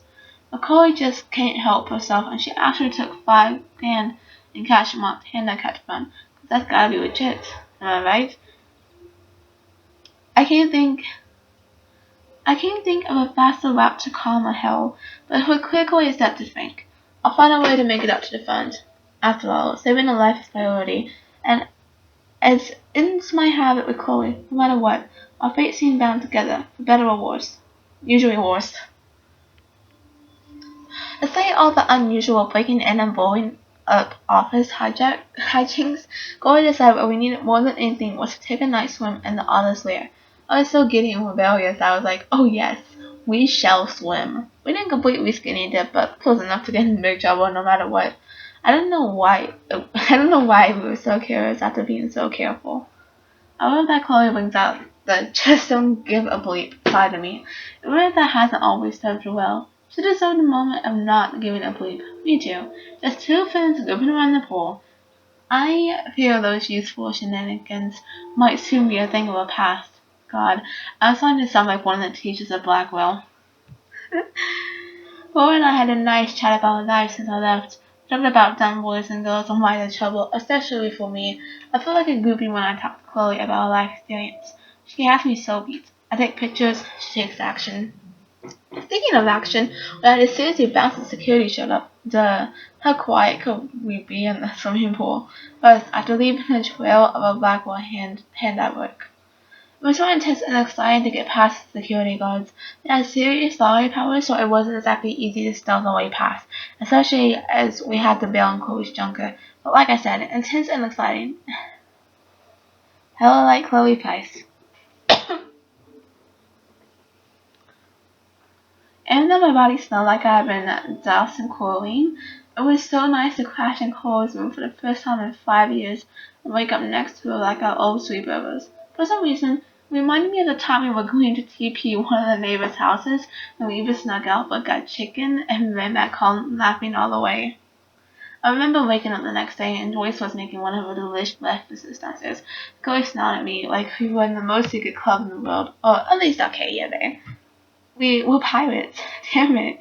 After academic something last night, I felt the same way. It's just that now the stakes are much higher and much more dangerous. I even ended up in some of Rachel Amber's clothes since mine were trashed. A band tee and red jeans. So not me. I haven't found my style yet. So why not have some fun experimenting with a new outfit?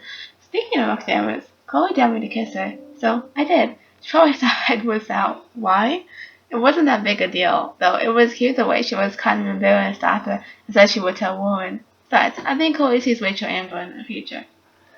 When I went down to breakfast, Joyce actually called me Rachel, but just seems so hung considering how beautiful she is and how bored I am.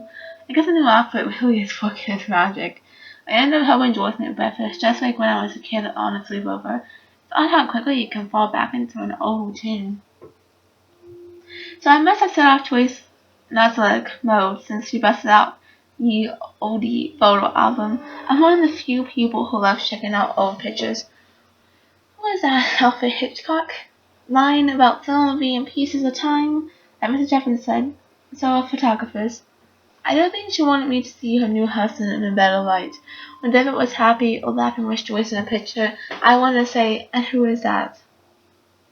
But I'm sure it's no accident that there was a photo of Rachel wearing the exact same clothes I had on her. She truly is stunning, and somehow looked more punk rock than Chloe.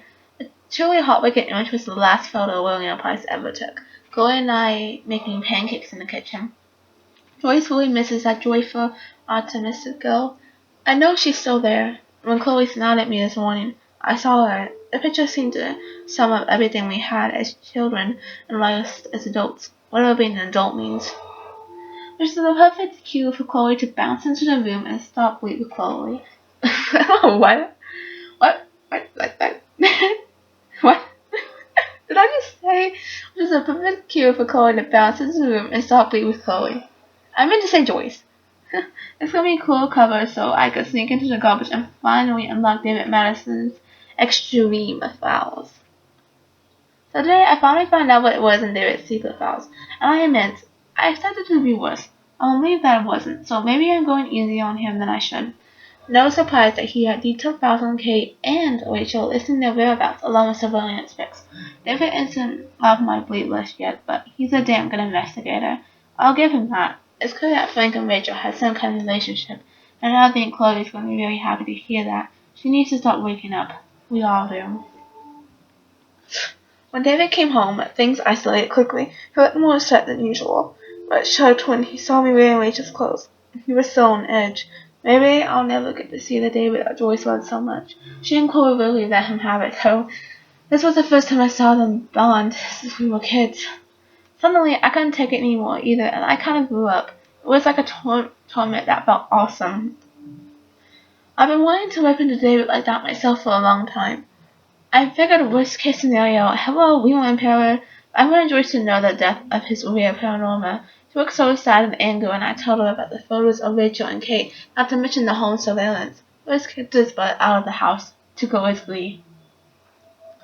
Despite David's evidence and the bracelet, Chloe refused to believe Rachel was involved with Frank. This is part of the Chloe I don't much like. She gets so damn petulant and she doesn't get away, or if she hears something she doesn't like. Serious denial. I get why, but that doesn't make dealing with it much. That doesn't make dealing with it any easier. So I threw my hands up and suggested we check out Frank's RV.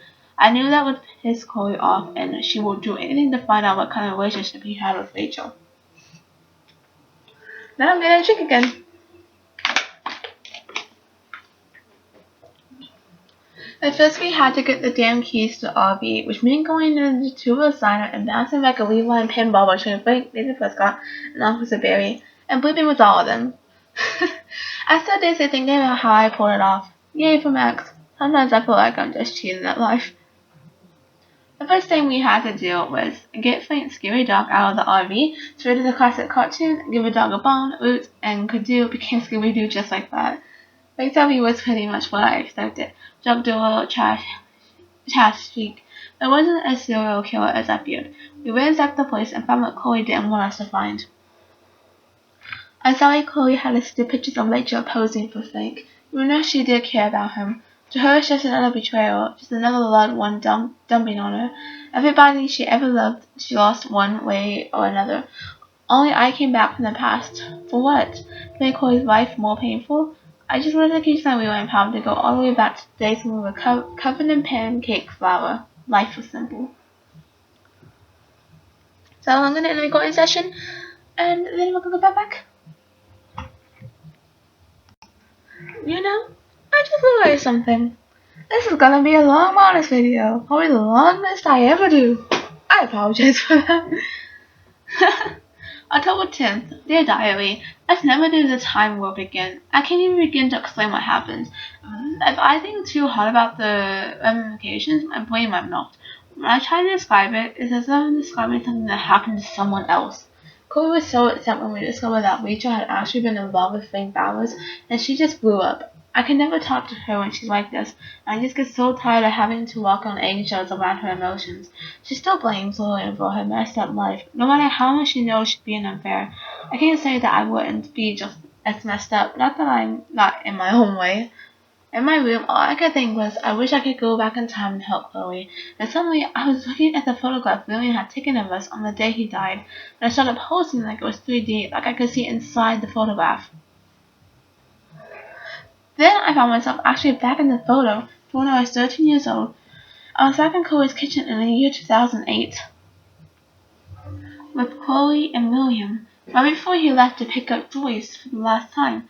So my power somehow morphed to this new level of rewind.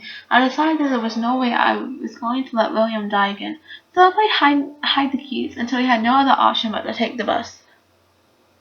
I was so happy I actually saved William. I never thought about what could go wrong. I knew I was screwed when I came out of my epic rewind and saw Victoria Chase. And now she was my friend? I was a member of the Vortex Club? Enough said. I knew I had screwed up, and then I felt sick thinking about what might have changed with Chloe. I had a clue when I saw David Madison driving the school bus. He sure didn't look so threatening anymore. I didn't want to know how he ended up as a bus driver instead of with Joyce. I felt my heart drop when I rushed to Chloe's house, so when William opened the door, I prepared myself for the worst. That's when Chloe rolled forward in a wheelchair, paralyzed from the neck down. I didn't even know what to say, so I covered my mouth in my typical gesture of shock and stupid. Chloe's smile was so genuine and beautiful I almost cried.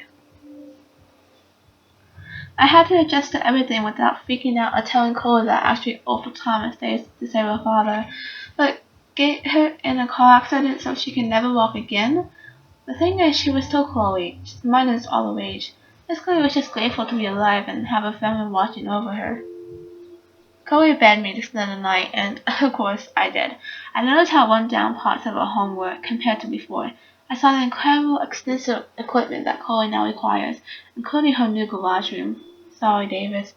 Even though I felt awful and disconnected, Chloe was just so bubbly and excited to hang out with me again, especially since I flaked on her pretty hardcore after her accident. Even in an alternate universe, I'm a bleepy friend. Chloe's world was so new and unique to me, especially her strength and kindness and pain. She needed a whole pharmacy to get through the day. I didn't feel sorry for her. I felt in awe of her attitude. Miss Chloe didn't blame anybody for her condition, even though she had the right. We strolled down the beach and saw the beach wells. That proved something bad was happening in both realities. And then Chloe asked me to put her to sleep. The accident left her body pretty much broken. Her lungs stopped working properly, and she was basically dying a slow, painful death. She also felt so guilty about her parents' sacrifice and darling income. She wasn't erratic or tortured about this request, just practical, which made me feel even more terrible for putting her in this situation. I agreed to help her simply because she explained that she wanted to have a choice for the last time in her life. How could I argue with that? Especially since I knew I screwed up the entire universe by making a simple decision, and I knew I would have to go back eventually and accept the timeline that actually happened. So Chloe and I had one last movie night watching Blade Runner, falling asleep to the sounds of Bengals, and when I woke up, I put my best friend to sleep. Forever. After my visit to Chloe's new world, I knew it was time to go back to the future. I had seen the result of my temporary tampering, and I got scared thinking my new power wouldn't even work anymore. That would have been cruel karma. Fortunately, I was able to project myself into a photograph once again, and I undid everything I had done. Goodbye, William. Goodbye, William. Again. Hello, David. Again. Gonna drink again.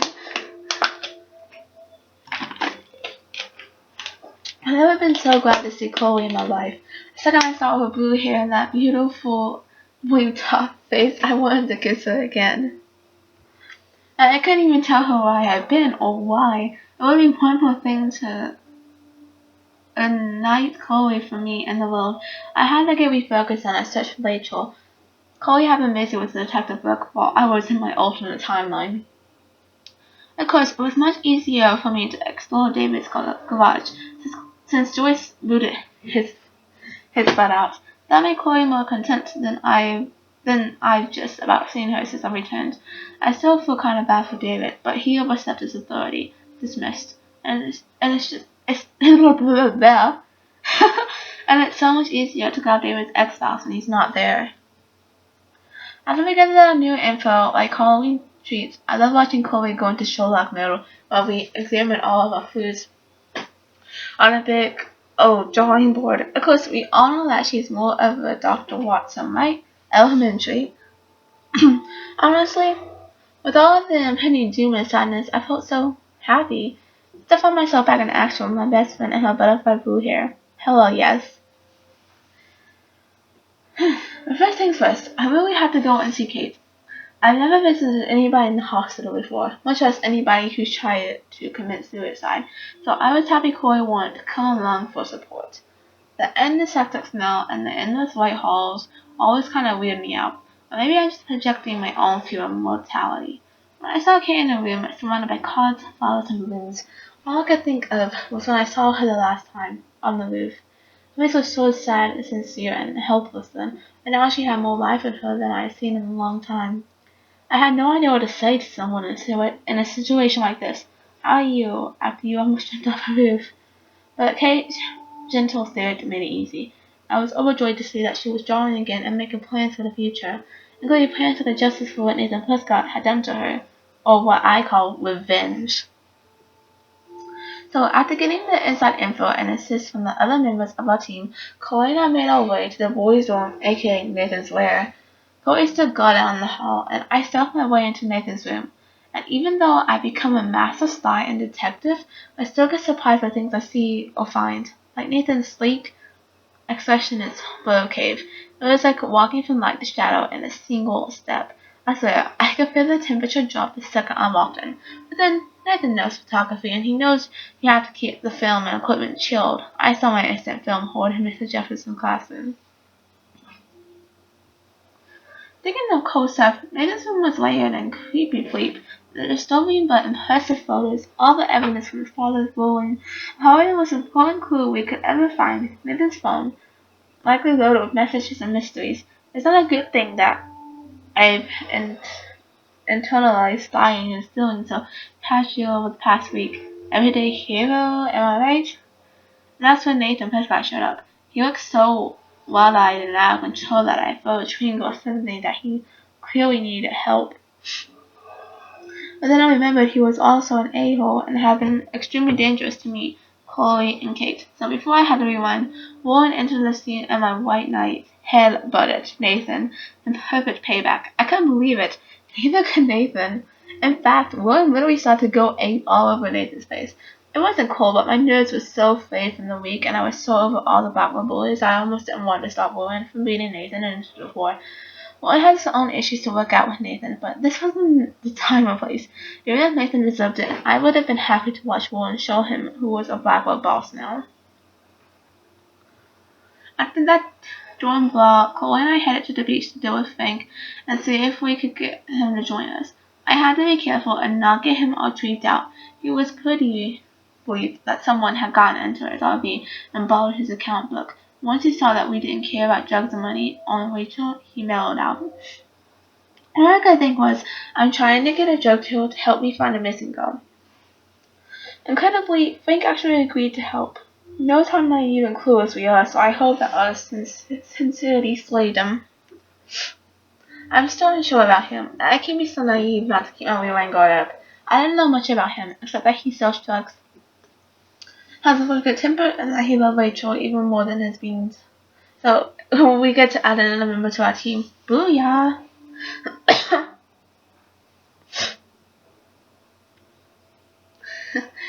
My life is so surreal at this point. I don't know how to react anymore. I can rewind time and space, but is it aging me before my own time and space? Am I learning things I shouldn't? Messing up too much sleep, including my own history? All of a sudden, my nose bleeds and dizzy spells are a bad sign that I'm overusing my powers. It's become almost part of my nature. Or maybe a habit. Apocalypse? Not yet, I hope. I remember this famous episode of The Legend of Star Trek, where Kirk has to go back in time and let the person he loves die, so the Nazis wouldn't win the war. What kind of blue-jet choice is that? What would have happened if I had not been in the school bathroom to save Chloe that day? But damn it, I was there and thus I was supposed to be there. Destiny. And the fact that we were able to convince Flame to actually help us is the most hope I've had in a while. Yes, Chloe and I were stupid to confront Flame like that, considering how he reacted before.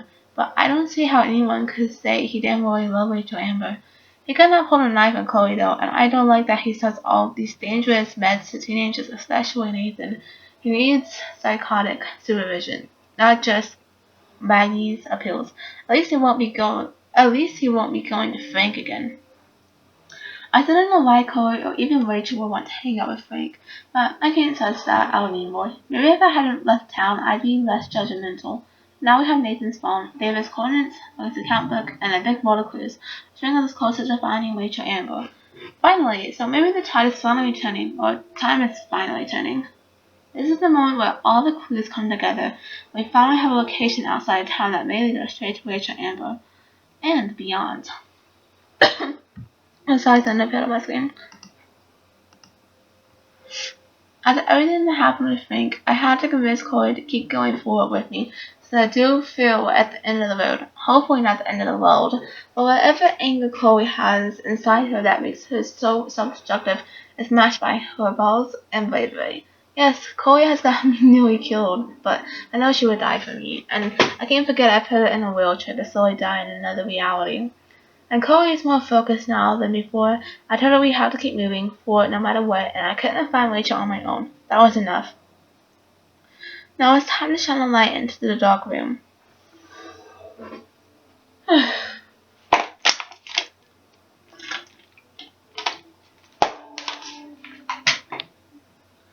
Chloe and I rode up our corners and hit the road.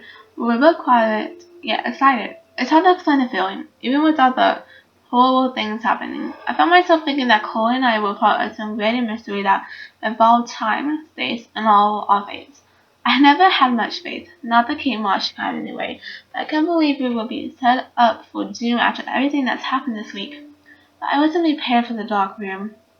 The coordinates led us to an old abandoned farm owned by the Prescott family, and I shouldn't have been surprised that it was actually housing a weird secure bunker that was filled with Prescott memorabilia. What did I just say? Memorabilia. I don't know. It was. If there was evil ground zero, this place was it. Cupboards filled with named red binders that confirmed our worst nightmares. Not that I even had any clue that our amateur detective work would lead us to this kind of professional hell. When I saw the binder marked Victoria, my heart started pounding like a jackhammer. Then I had a real clue about what was coming.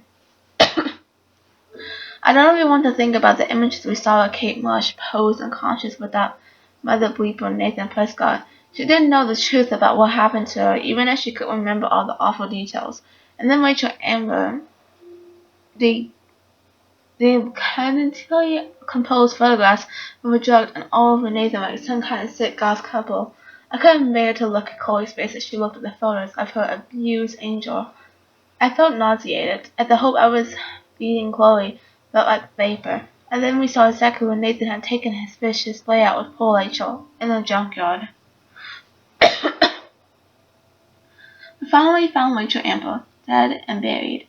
I'm sorry, Rachel. I'm sorry, Chloe. I'm sorry, Kate. I'm sorry, William. We bureaucracy obey. High school should be the best years of your life. I've heard over and over from my parents and other experts. What do they know? Tell that to Rachel Amber. Well, Kate, I've never seen Chloe so cold and hard. She will let go of the gun. So we have to find Nathan before Chloe kills him. And if that happens, it'll be hard to rewind. But we're as close to the end of this nightmare as possible, so I had to block out those images of Kate Marsh and Rachel Amber that we were buried into my retins forever. I still find a secret to uncover, and nothing is going to stop us now. Not even a goddamn tornado. Chloe and I pulled up to Blackwell's parking lot and arrived at the end of the world party. Oh, the irony. We had to get rid of poor woman fast. We wanted to bask in his alpha glory and hang with Chloe and me. I can't put another one of my friends in danger. So bizarre to see all the students dressed up in expensive outfits or pre-Halloween costumes, talking and laughing and smoking and drinking as if there wasn't a surreal killer going to the same party, or the town was in equal danger. As if to remind me of Arcadia-based ticking doomsday clock, I actually saw 2 moons in the sky over the horizon. Well, that's what it looked like briefly before the clouds rolled over. I squinted and actually rubbed my eyes like a dog just to make sure my iris wasn't foggy. This isn't a sign or an environmental illusion. Other people saw it too, except Chloe didn't see anything besides vengeance. So she went into the gym looking for Nathan before I could catch up. Nathan doesn't know that he's running out of time too. No irony intended. We are. At first and last Vortex Club party, flashing lights and DJ Doom, no comment, standing in an alternate reality. I might have been at this party, standing in the corner shy and nervous, waiting for someone to ask me to dance, but being terrified if that happened. That would have been the limits of my problems. Now look at me. But I had to find Chloe first, then Nathan before she saw him. No matter how evil I thought Victoria was, she actually just a totally insecure person with talent, passion, and a tendency to be a cool bleep for no good reason. I had to see beyond her petty, mean girl drama and assumed she had the role to play in all of this too. But I talked like human beings and I learned her. That was statistics about Nathan.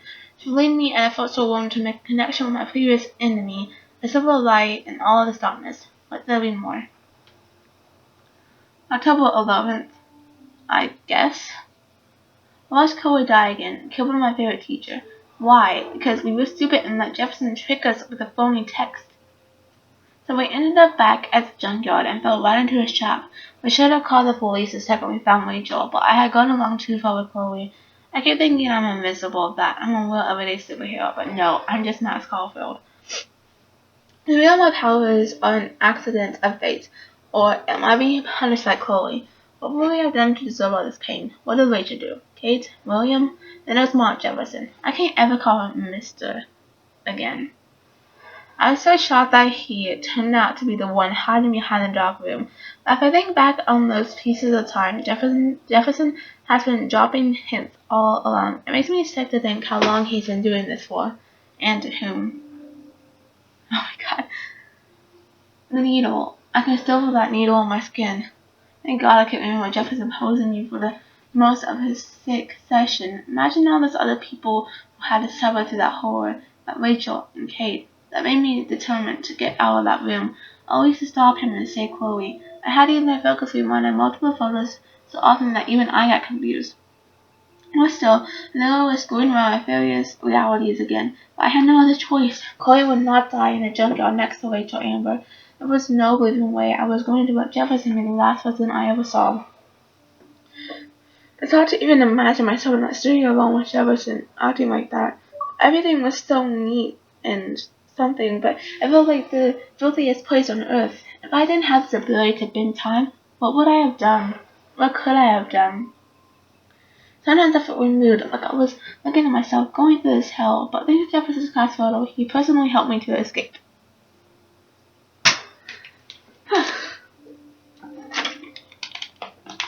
I also feel so terrible that Victoria had to end up in here with me, just because I warned her about Nathan. I should have known that she would rush to Jefferson for protection instead. He kidnapped her and almost murdered her. Because of me. I never forget the way Jefferson looked at me, so cold and mean.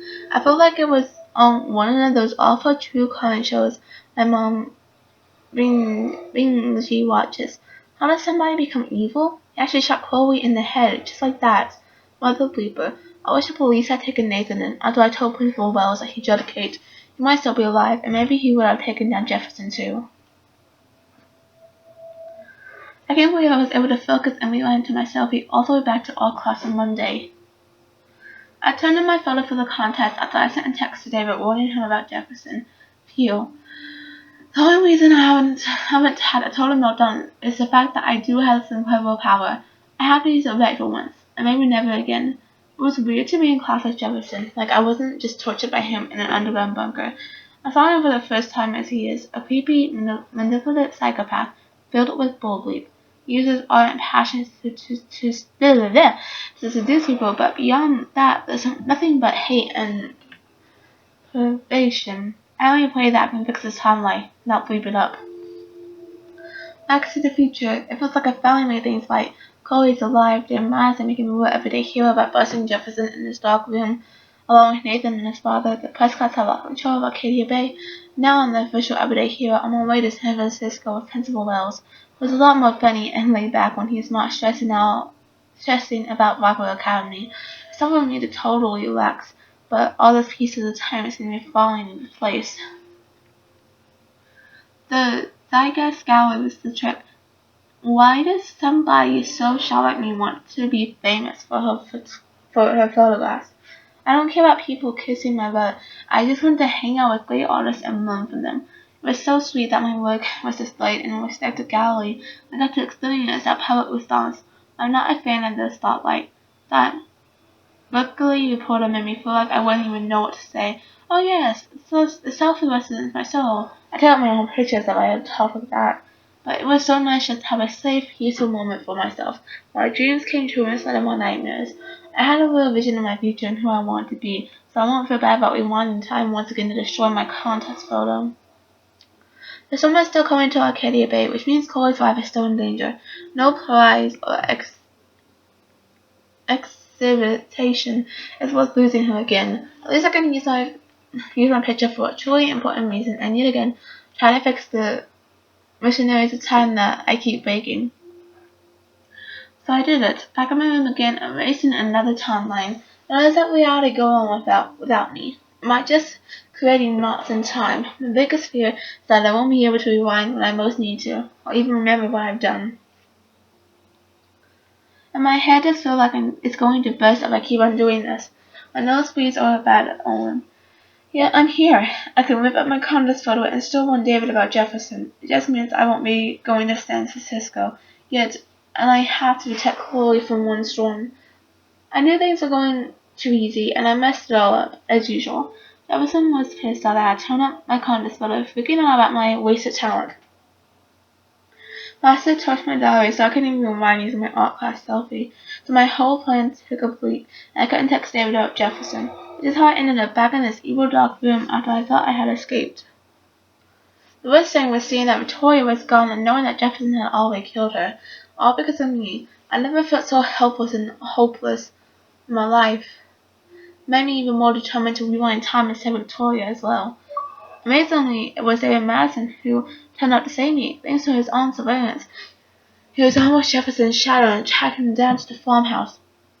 I was able to use my rewind for good and actually help David battle Jefferson. I didn't know that the only way I can save Chloe now is to get that picture that Warren took of us in the parking lot. I just hope he's okay in the storm. By the way, I didn't tell David about Chloe. I couldn't. He might have killed Jefferson for the first time in my visions. I was able to see the storm manifested in this reality. I felt the sharp wind from the tornado. Everything became more desolate. I was so relieved to get a hold of Lauren, but he's definitely trapped in this two-wheel signing with the photo. Yes, this looks like a job for Supermax.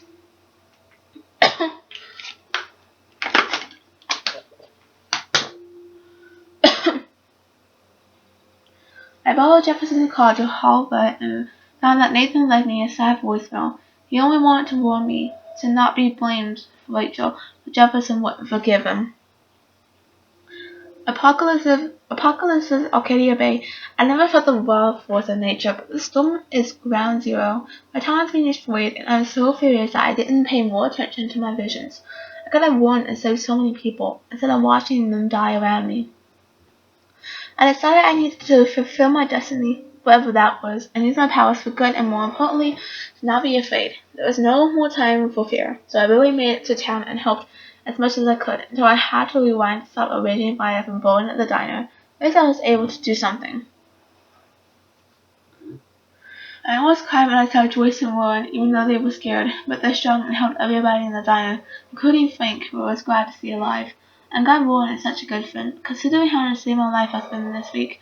Kissing Chloe instead of him didn't seem that strange. It felt like Chloe and I were flipping off the cool universe, and if I was going to die, I wanted one kiss from my best friends. The main thing was that I had Warren's photo and I would get one last chance to save Chloe. I felt queasy considering what a mess I made, but there was no going back anymore. Warren Mills. I was able to rewind to the end of the world party with this photo, and I felt like I was getting more confident with my time travel skills. It's always hard to deal with Chloe when only I have the benefit of knowing her future, but the one thing Chloe appreciates the most is honesty, so I told her everything, from when she was paralyzed to the dark room to San Francisco. She didn't want to believe that David was so heroic, but she knows I wouldn't lie, and I could tell Chloe felt awful for what Jefferson did to me. Chloe is back. I didn't even care that this was the real end of the world. It just felt so good to hold her again after everything we've been through. I thought all about the timelines I jumped through for her, and how much she's always meant to me. Our lives have always been intertwined. How could this not be some kind of fate or destiny? Even though we're opposites in so many ways, we're also so alike. We're always the pious in spirit, and we're always trying to take on the world. It sounds so stupid to say that she's my hero, but if not her, who else? Sometimes Chloe and I feel like yin and yang. Who knows? Maybe we're here to give each other strength. Or more. It was something like the sense of relief after waking up from a vivid nightmare, despite all the terrible things that had been happening this past week. I felt so free and hopeful when I finally woke up. My nightmare was so obvious. All my fears about being an artist, about my rewind power, and of course about my partner in crime and time, Chloe Price. We've been through so much together, and we might go through more, depending on how this all ends. Either in heaven or hell. Oh, hold on, I said that one. Either in heaven or hell. Sorry, I couldn't resist. Chloe's more than my best friend, but who knows how she really sees me. She did dare me to kiss her, but she seemed surprised that I actually did. I am too, but I don't regret it for a second. Maybe that's why I hated watching Cora being so cool in the nightmare, calling me names and flirting with all those people. I was surprised that it was like a physical pain in my heart. Is that the power of friendship or love? I believe you're about to find out, Max Caulfield. And there's a journal.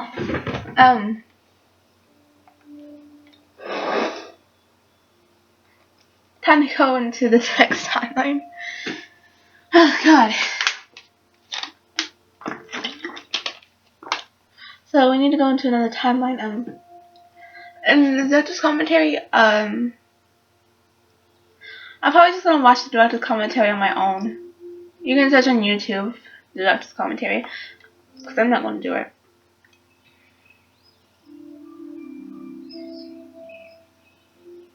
Chloe's house focus. Alternate Chloe's house downstairs with the morphine. Okay. I need to get to after Chloe asks a request and we do it. Now we don't want send that.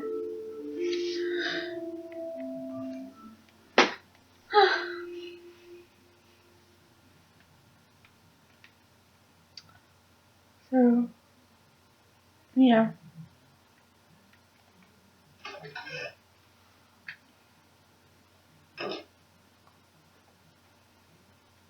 Highway.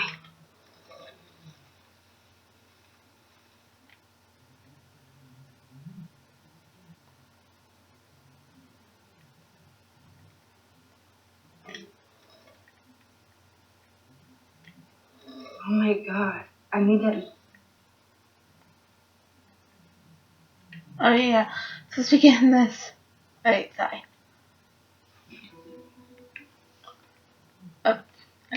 Camera please.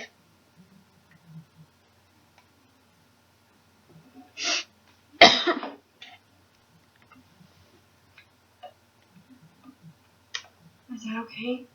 Perfect. Oh my god. Look how little we are there. We look like toys.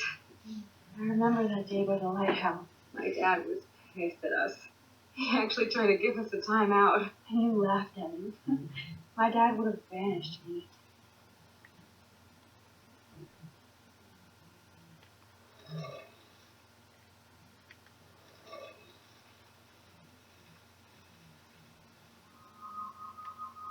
I'm gonna do what I did last time.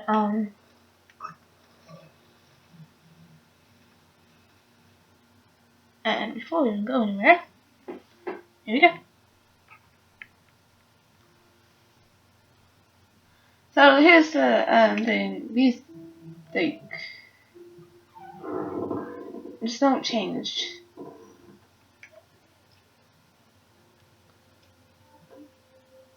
But here's this. So September 4th, 2013. So much to do. I wish I could slow down time, especially to register all the cool things that have happened since I'm back in Arcadia. Blackwell Rules. September 21st. Yes, I'm older and thanks to Vic and Nathan, now a bit more fashionable too. He surprised me with the most beautiful straw pork pie hat, wrapped up something style. Best birthday party ever. Also, drunkiest I can't sleep. October 4th. Hey, the diary. Remember me? Busy, Max.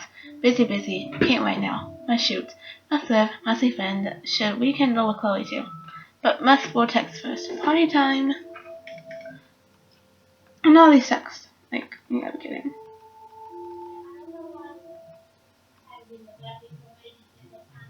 What that's saying? I think. Yeah. Notorious. Max, you're basically avoiding homework as usual. I thought I'd help you out. You never let me help. Okay, John, stop. And you help me by caring. I do try. BTW, I scored that killer bud from you know who. FYI. Send me about. Gotta bounce. TTYL. Come by my room tonight. Max, I'll be cool. Just wanted to make sure you walked away so fast. Nathan was away too. If you want to talk, hit me up, okay? Love you. Max, if you're mad, just tell me, okay? Silence. So if you want to talk, my door's open. Love you.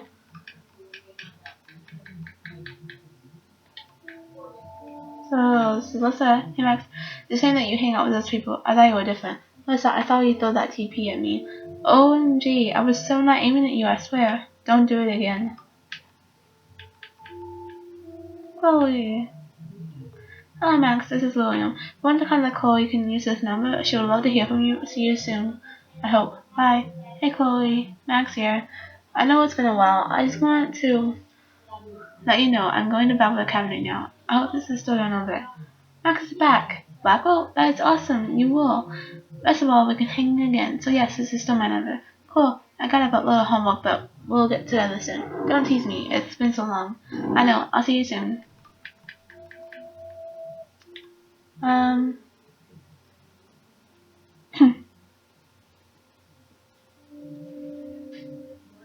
Max says to your mom, we need to talk about some of your bills. Are you there? Yes, give me some time to answer. I can't text in every class. Some teachers get super pissed when people use their phone. Yes, because it's super weird, and please don't be so snippy. Sorry, long day of homework. You're not the only one, and that's why we're wondering if you need them so much. We want you to have everything you need, but your scholarship doesn't cover everything. You said I could use your credit card when I need it. I only will. Film, not a camera. Every time I go digital. I'll call you later. I have to go. Don't pout. Love you. Hey, honey, I hope you didn't forget to water the plant we gave you, but don't drown it either. Nathan in terror. Yeah, I'm actually around. In the dock, we're in the Beverly shots to contest. Sweet. So no tutorials for you? Not yet. I'll see you guys later, though. Peace out. Taylor. Max, thanks again for taking me to see my mom. I think she wants you for a daughter instead of me. I think not. Your mom is a bad butt like you. Yeah, right. I call that good bleep. So did I. You just didn't see me. It's okay to cry. I get so. My silver phone is about to die, so call me back. So yeah, those alternate timelines,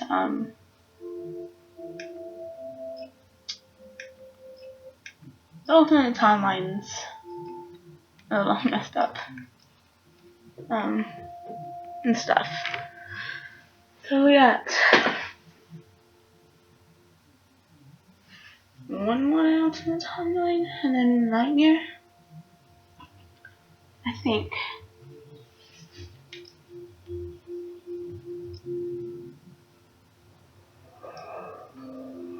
Yeah, the Art Gallery timeline.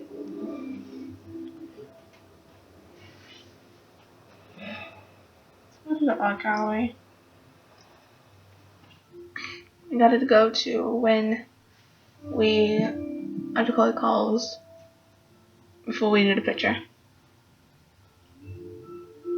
I'll have to max call fully and this and stuff. We gotta go back in time. God.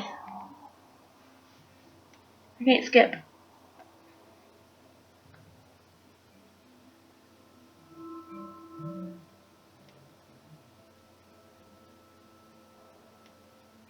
Again.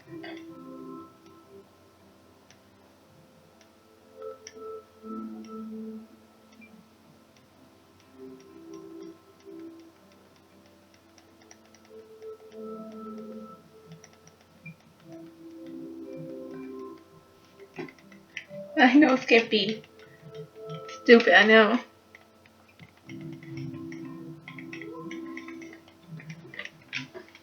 San Francisco is so cool. It won't let me skip. And Stupid. the gallery is huge. So is the buffet. If the Ben skims on the food, you know it's a bad day. As long as I don't have to eat any caviar.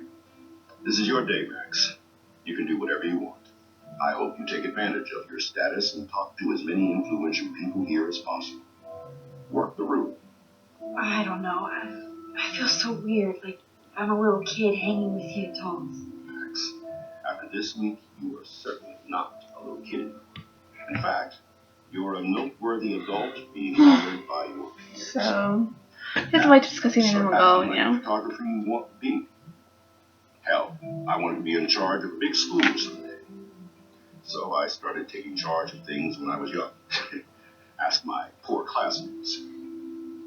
Max, I'm going to eat up that caviar so you don't have to. Better get in there and start schmoozing. You know, I won't always be here to take charge. But you come talk to me whenever you want. Come on, Max. After everything that's happened, this should be the least scary thing you've ever done. Yeah, that is the scariest thing you ever done. I don't even know what I'm doing. Wowzer, Max. You did it. Somehow. I went from the dark room to this gallery. I've been through so many realities in one. Life is weird. Yeah, because of this. Funny.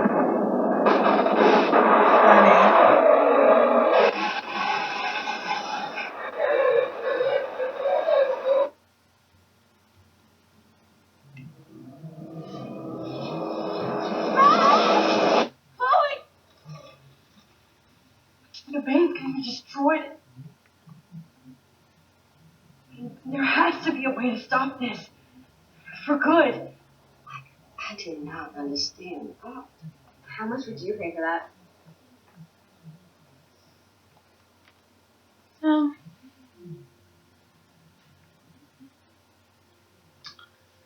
Let's see.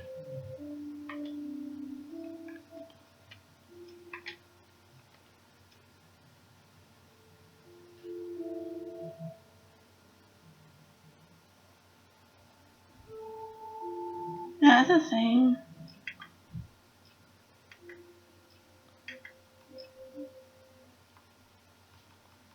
Some of these are probably different. So that.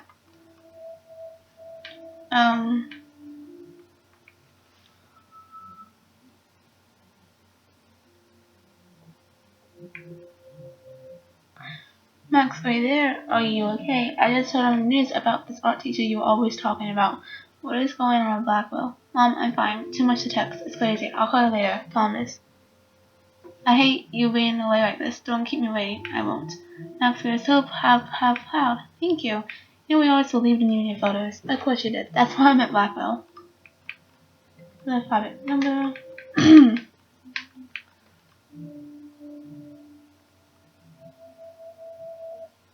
Max, I know Mom is melting your phone. I understand why. Tell her not to worry. You're an adult now. You can tell her. I will. Soon.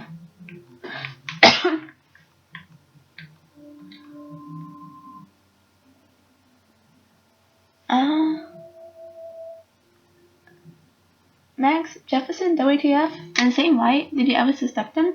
Of what? He just seemed like a cool teacher. I think you kinda crushed on him. Sorry. You should be. I admire his look. Not anymore. Believe him. He's just silly. Yes, he is. Do I have to make an appointment to see you now? Oh, please. But yes, you do. It's so cool that you won. Thanks, Lauren. It feels weird. Max, snap. I'm looking on a new chair for you. Damn it, this is so awesome. I'm blushing. That's because you're on fire, girl.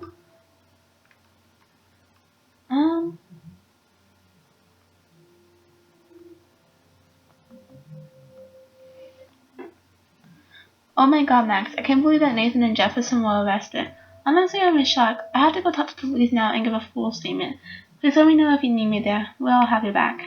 Thank you. I'm scared, but I want to make sure both of them are put away and never hurt anybody again.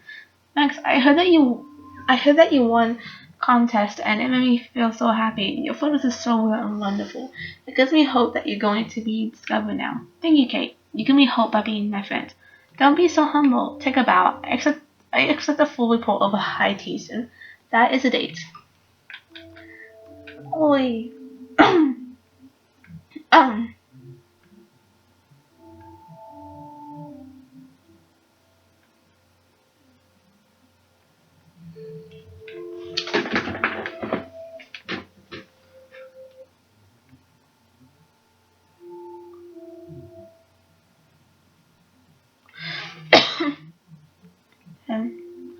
Max, I need to see you right now. I know what happened to Rachel. Come meet me at the lighthouse when you get this, please.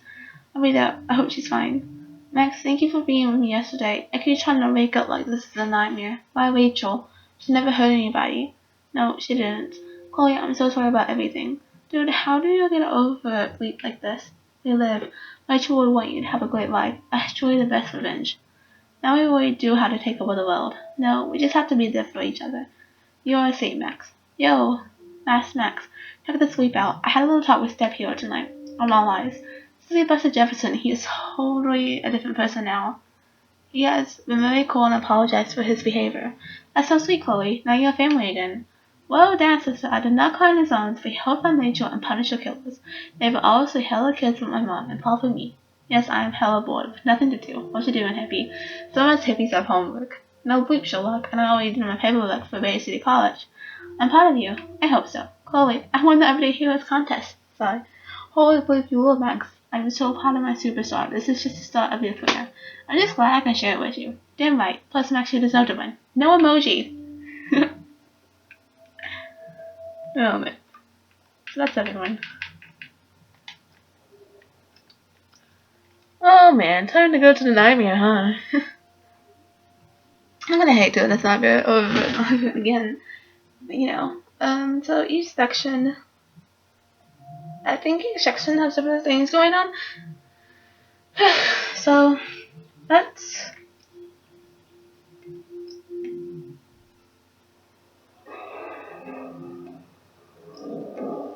I think it does have different section system. We'll see. We'll see. And then it's okay. Like, isn't this like in 3 hours already? I feel like it has. I know I guess it's a very long video, but if you guys stick to it this long, then thank you very much. Whoa. Alfred Hitchcock famously wrote film Little Pieces of Time.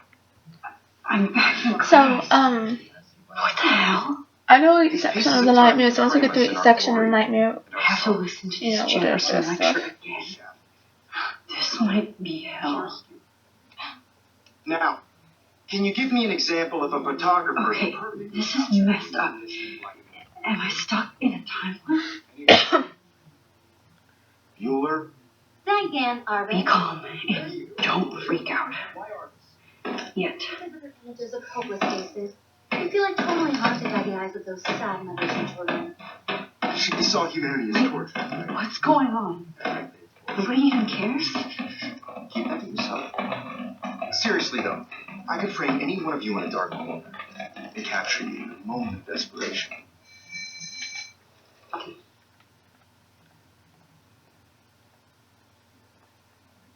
I see you, Max Caulfield. Don't eat. No if. There's no way I'm safe. We need Brickle. Can't be real. Oh god.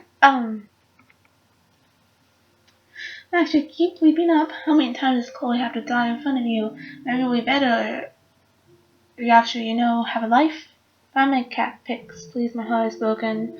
Take a selfie. Yes, you were running out of choices. Let's all go to the lighthouse. Max, I don't want to kill everybody. What did I ever do to you, bully? 10. That's always gonna be the same. They never change.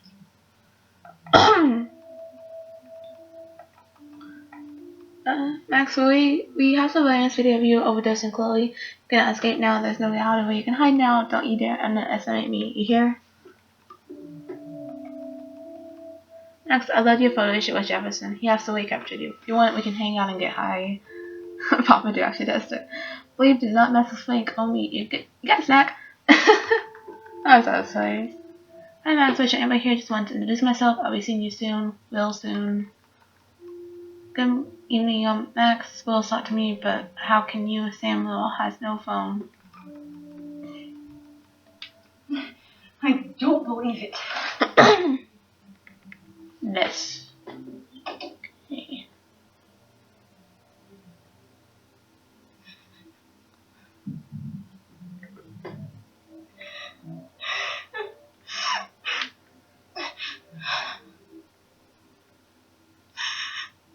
Hey, Kate.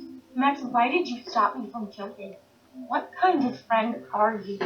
You never understood me or what happened to me. Now my family will never leave me alone, and that means I'll always be alone. Thanks to you. Kate, that's not true. I've always been your friend. I'm gonna be checking at the end of every nightmare. Every part of the nightmare, just in case something changes because I don't know. Sure.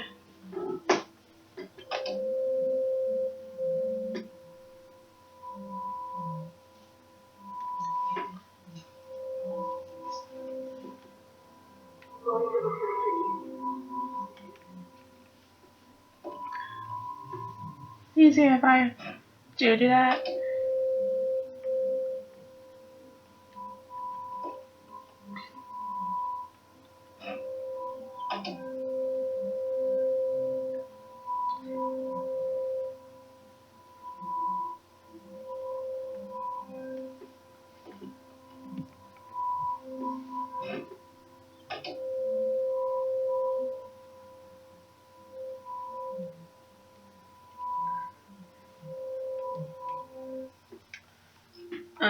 These are the same.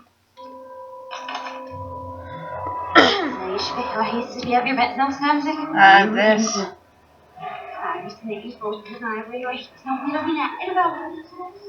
So annoying, ain't it?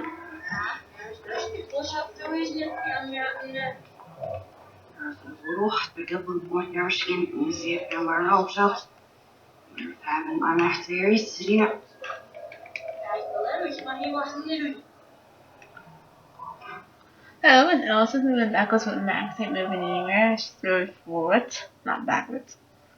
Oh, and if you had to move backwards. How was the torture reading? Like that torture.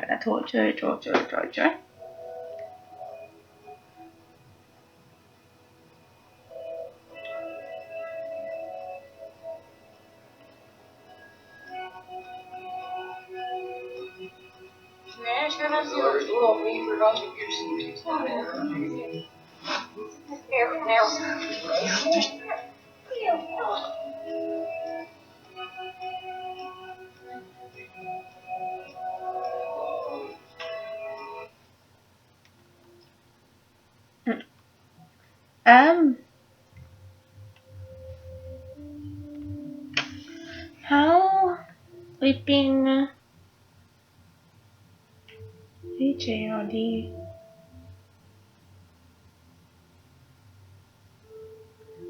How leaping hard is it to turn in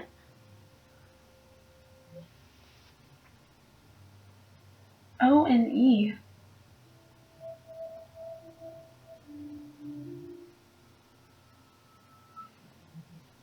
How hard is it to turn in your goddamn selfies? I don't know what the O and E word is. I can't figure that out.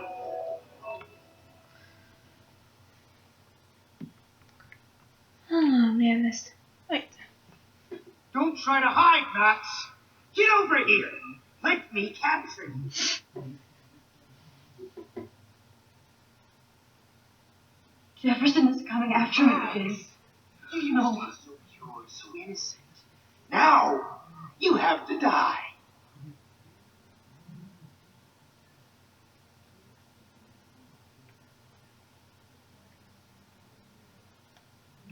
Please understand, Max. The only Max, Ah, crap. The only place I can be myself in is in the dark room. What happened to your spark, Max? I thought I could be your professor for life.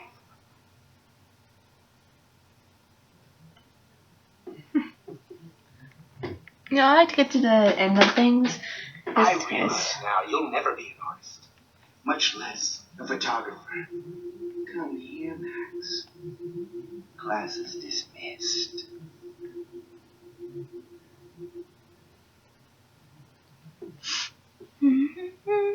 This is so slow. Miss those days when you looked at me in class with those wide eyes. Max. What? How do you see me? Wide, Hey, Max. wide eyes. Yeah, how do you see me? I want to be your professor again.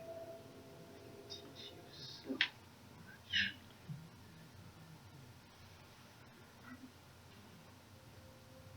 Good evening, Max. Oops.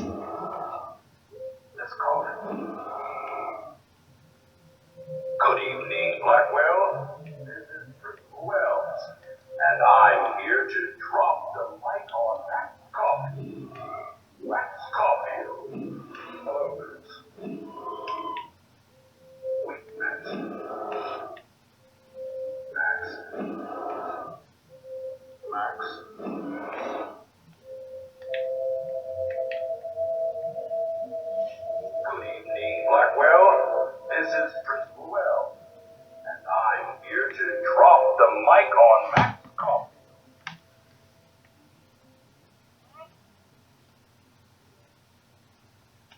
Max, where are you? Max, come out to play. Come out to play.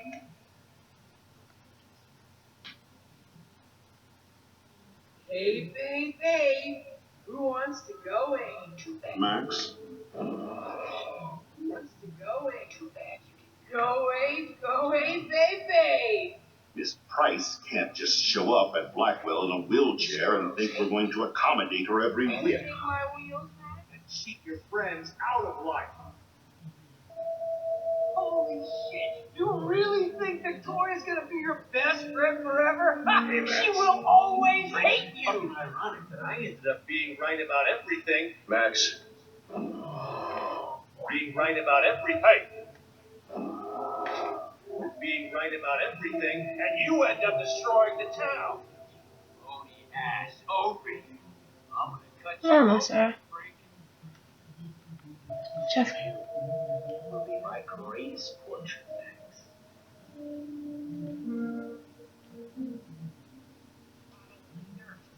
Bone, meat, maggots. Oh, I would be all over that shit. You wanna take pictures?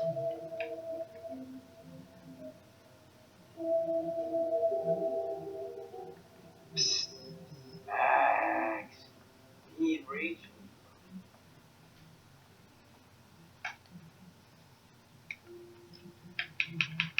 good idea to change. Well, this hurries up because it's almost the end. Honest, okay.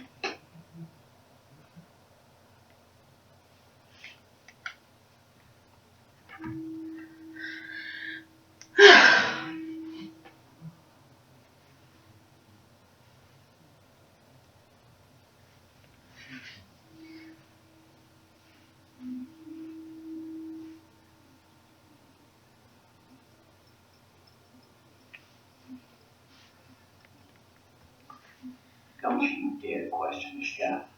Right, like you're the real cook here? I am. Your mom's the one. I'll let her know that.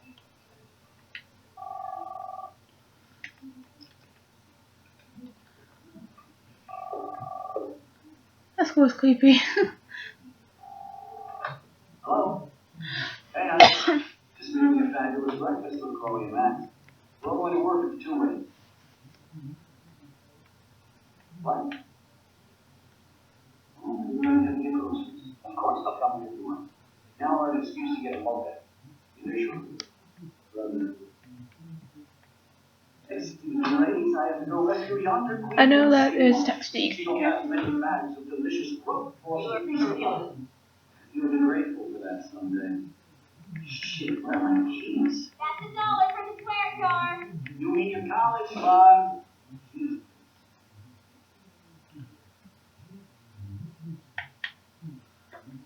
Shit, where are those keys? Another $1 for the swear jar. You're bankrupting me. You can't hide from me forever. Now lock up after everything. Very nice. Try not to destroy too much of the house. And no. Yeah, see? Hey Max, would you say hi to Chloe and Joyce? Don't forget to remind them that you let me die. Ooh. No Chloe and Max wine tasting session. Dad. I really gotta go pee. Oh, oh. Oh, this nightmare go on.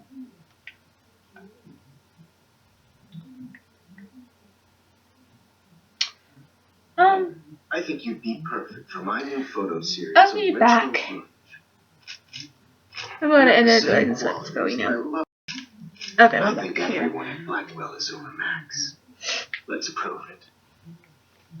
Booyah, Warren. I thought you were only nice. Like, Max is just like, She's not all what the heck's going on? Who cares if she doesn't kiss me? Oh, you should have seen her make a move on me in my room.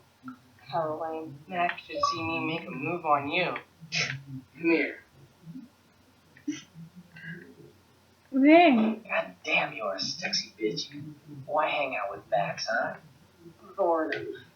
Plus, she's like my personal puppet. I hear that. Do you want a party? I got a drugstore in my room. Oh shit. Look at Max spying on us. Take a fucking picture, bitch. or take a selfie. See, this is how you bust a move, Max. No mosh pit for you, Shaka Bra. Damn, Victoria. You're a real woman. Oh my god. I fucking love your tats, Chloe. You're so hot. I can't believe it took us so long to hook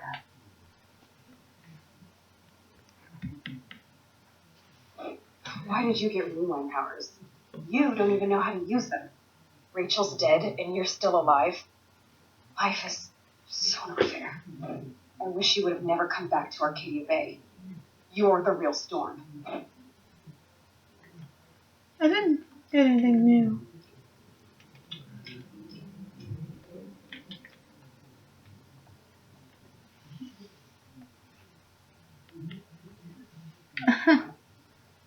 Great. Numbers are all over the place. 2, 3, How will I find the right code?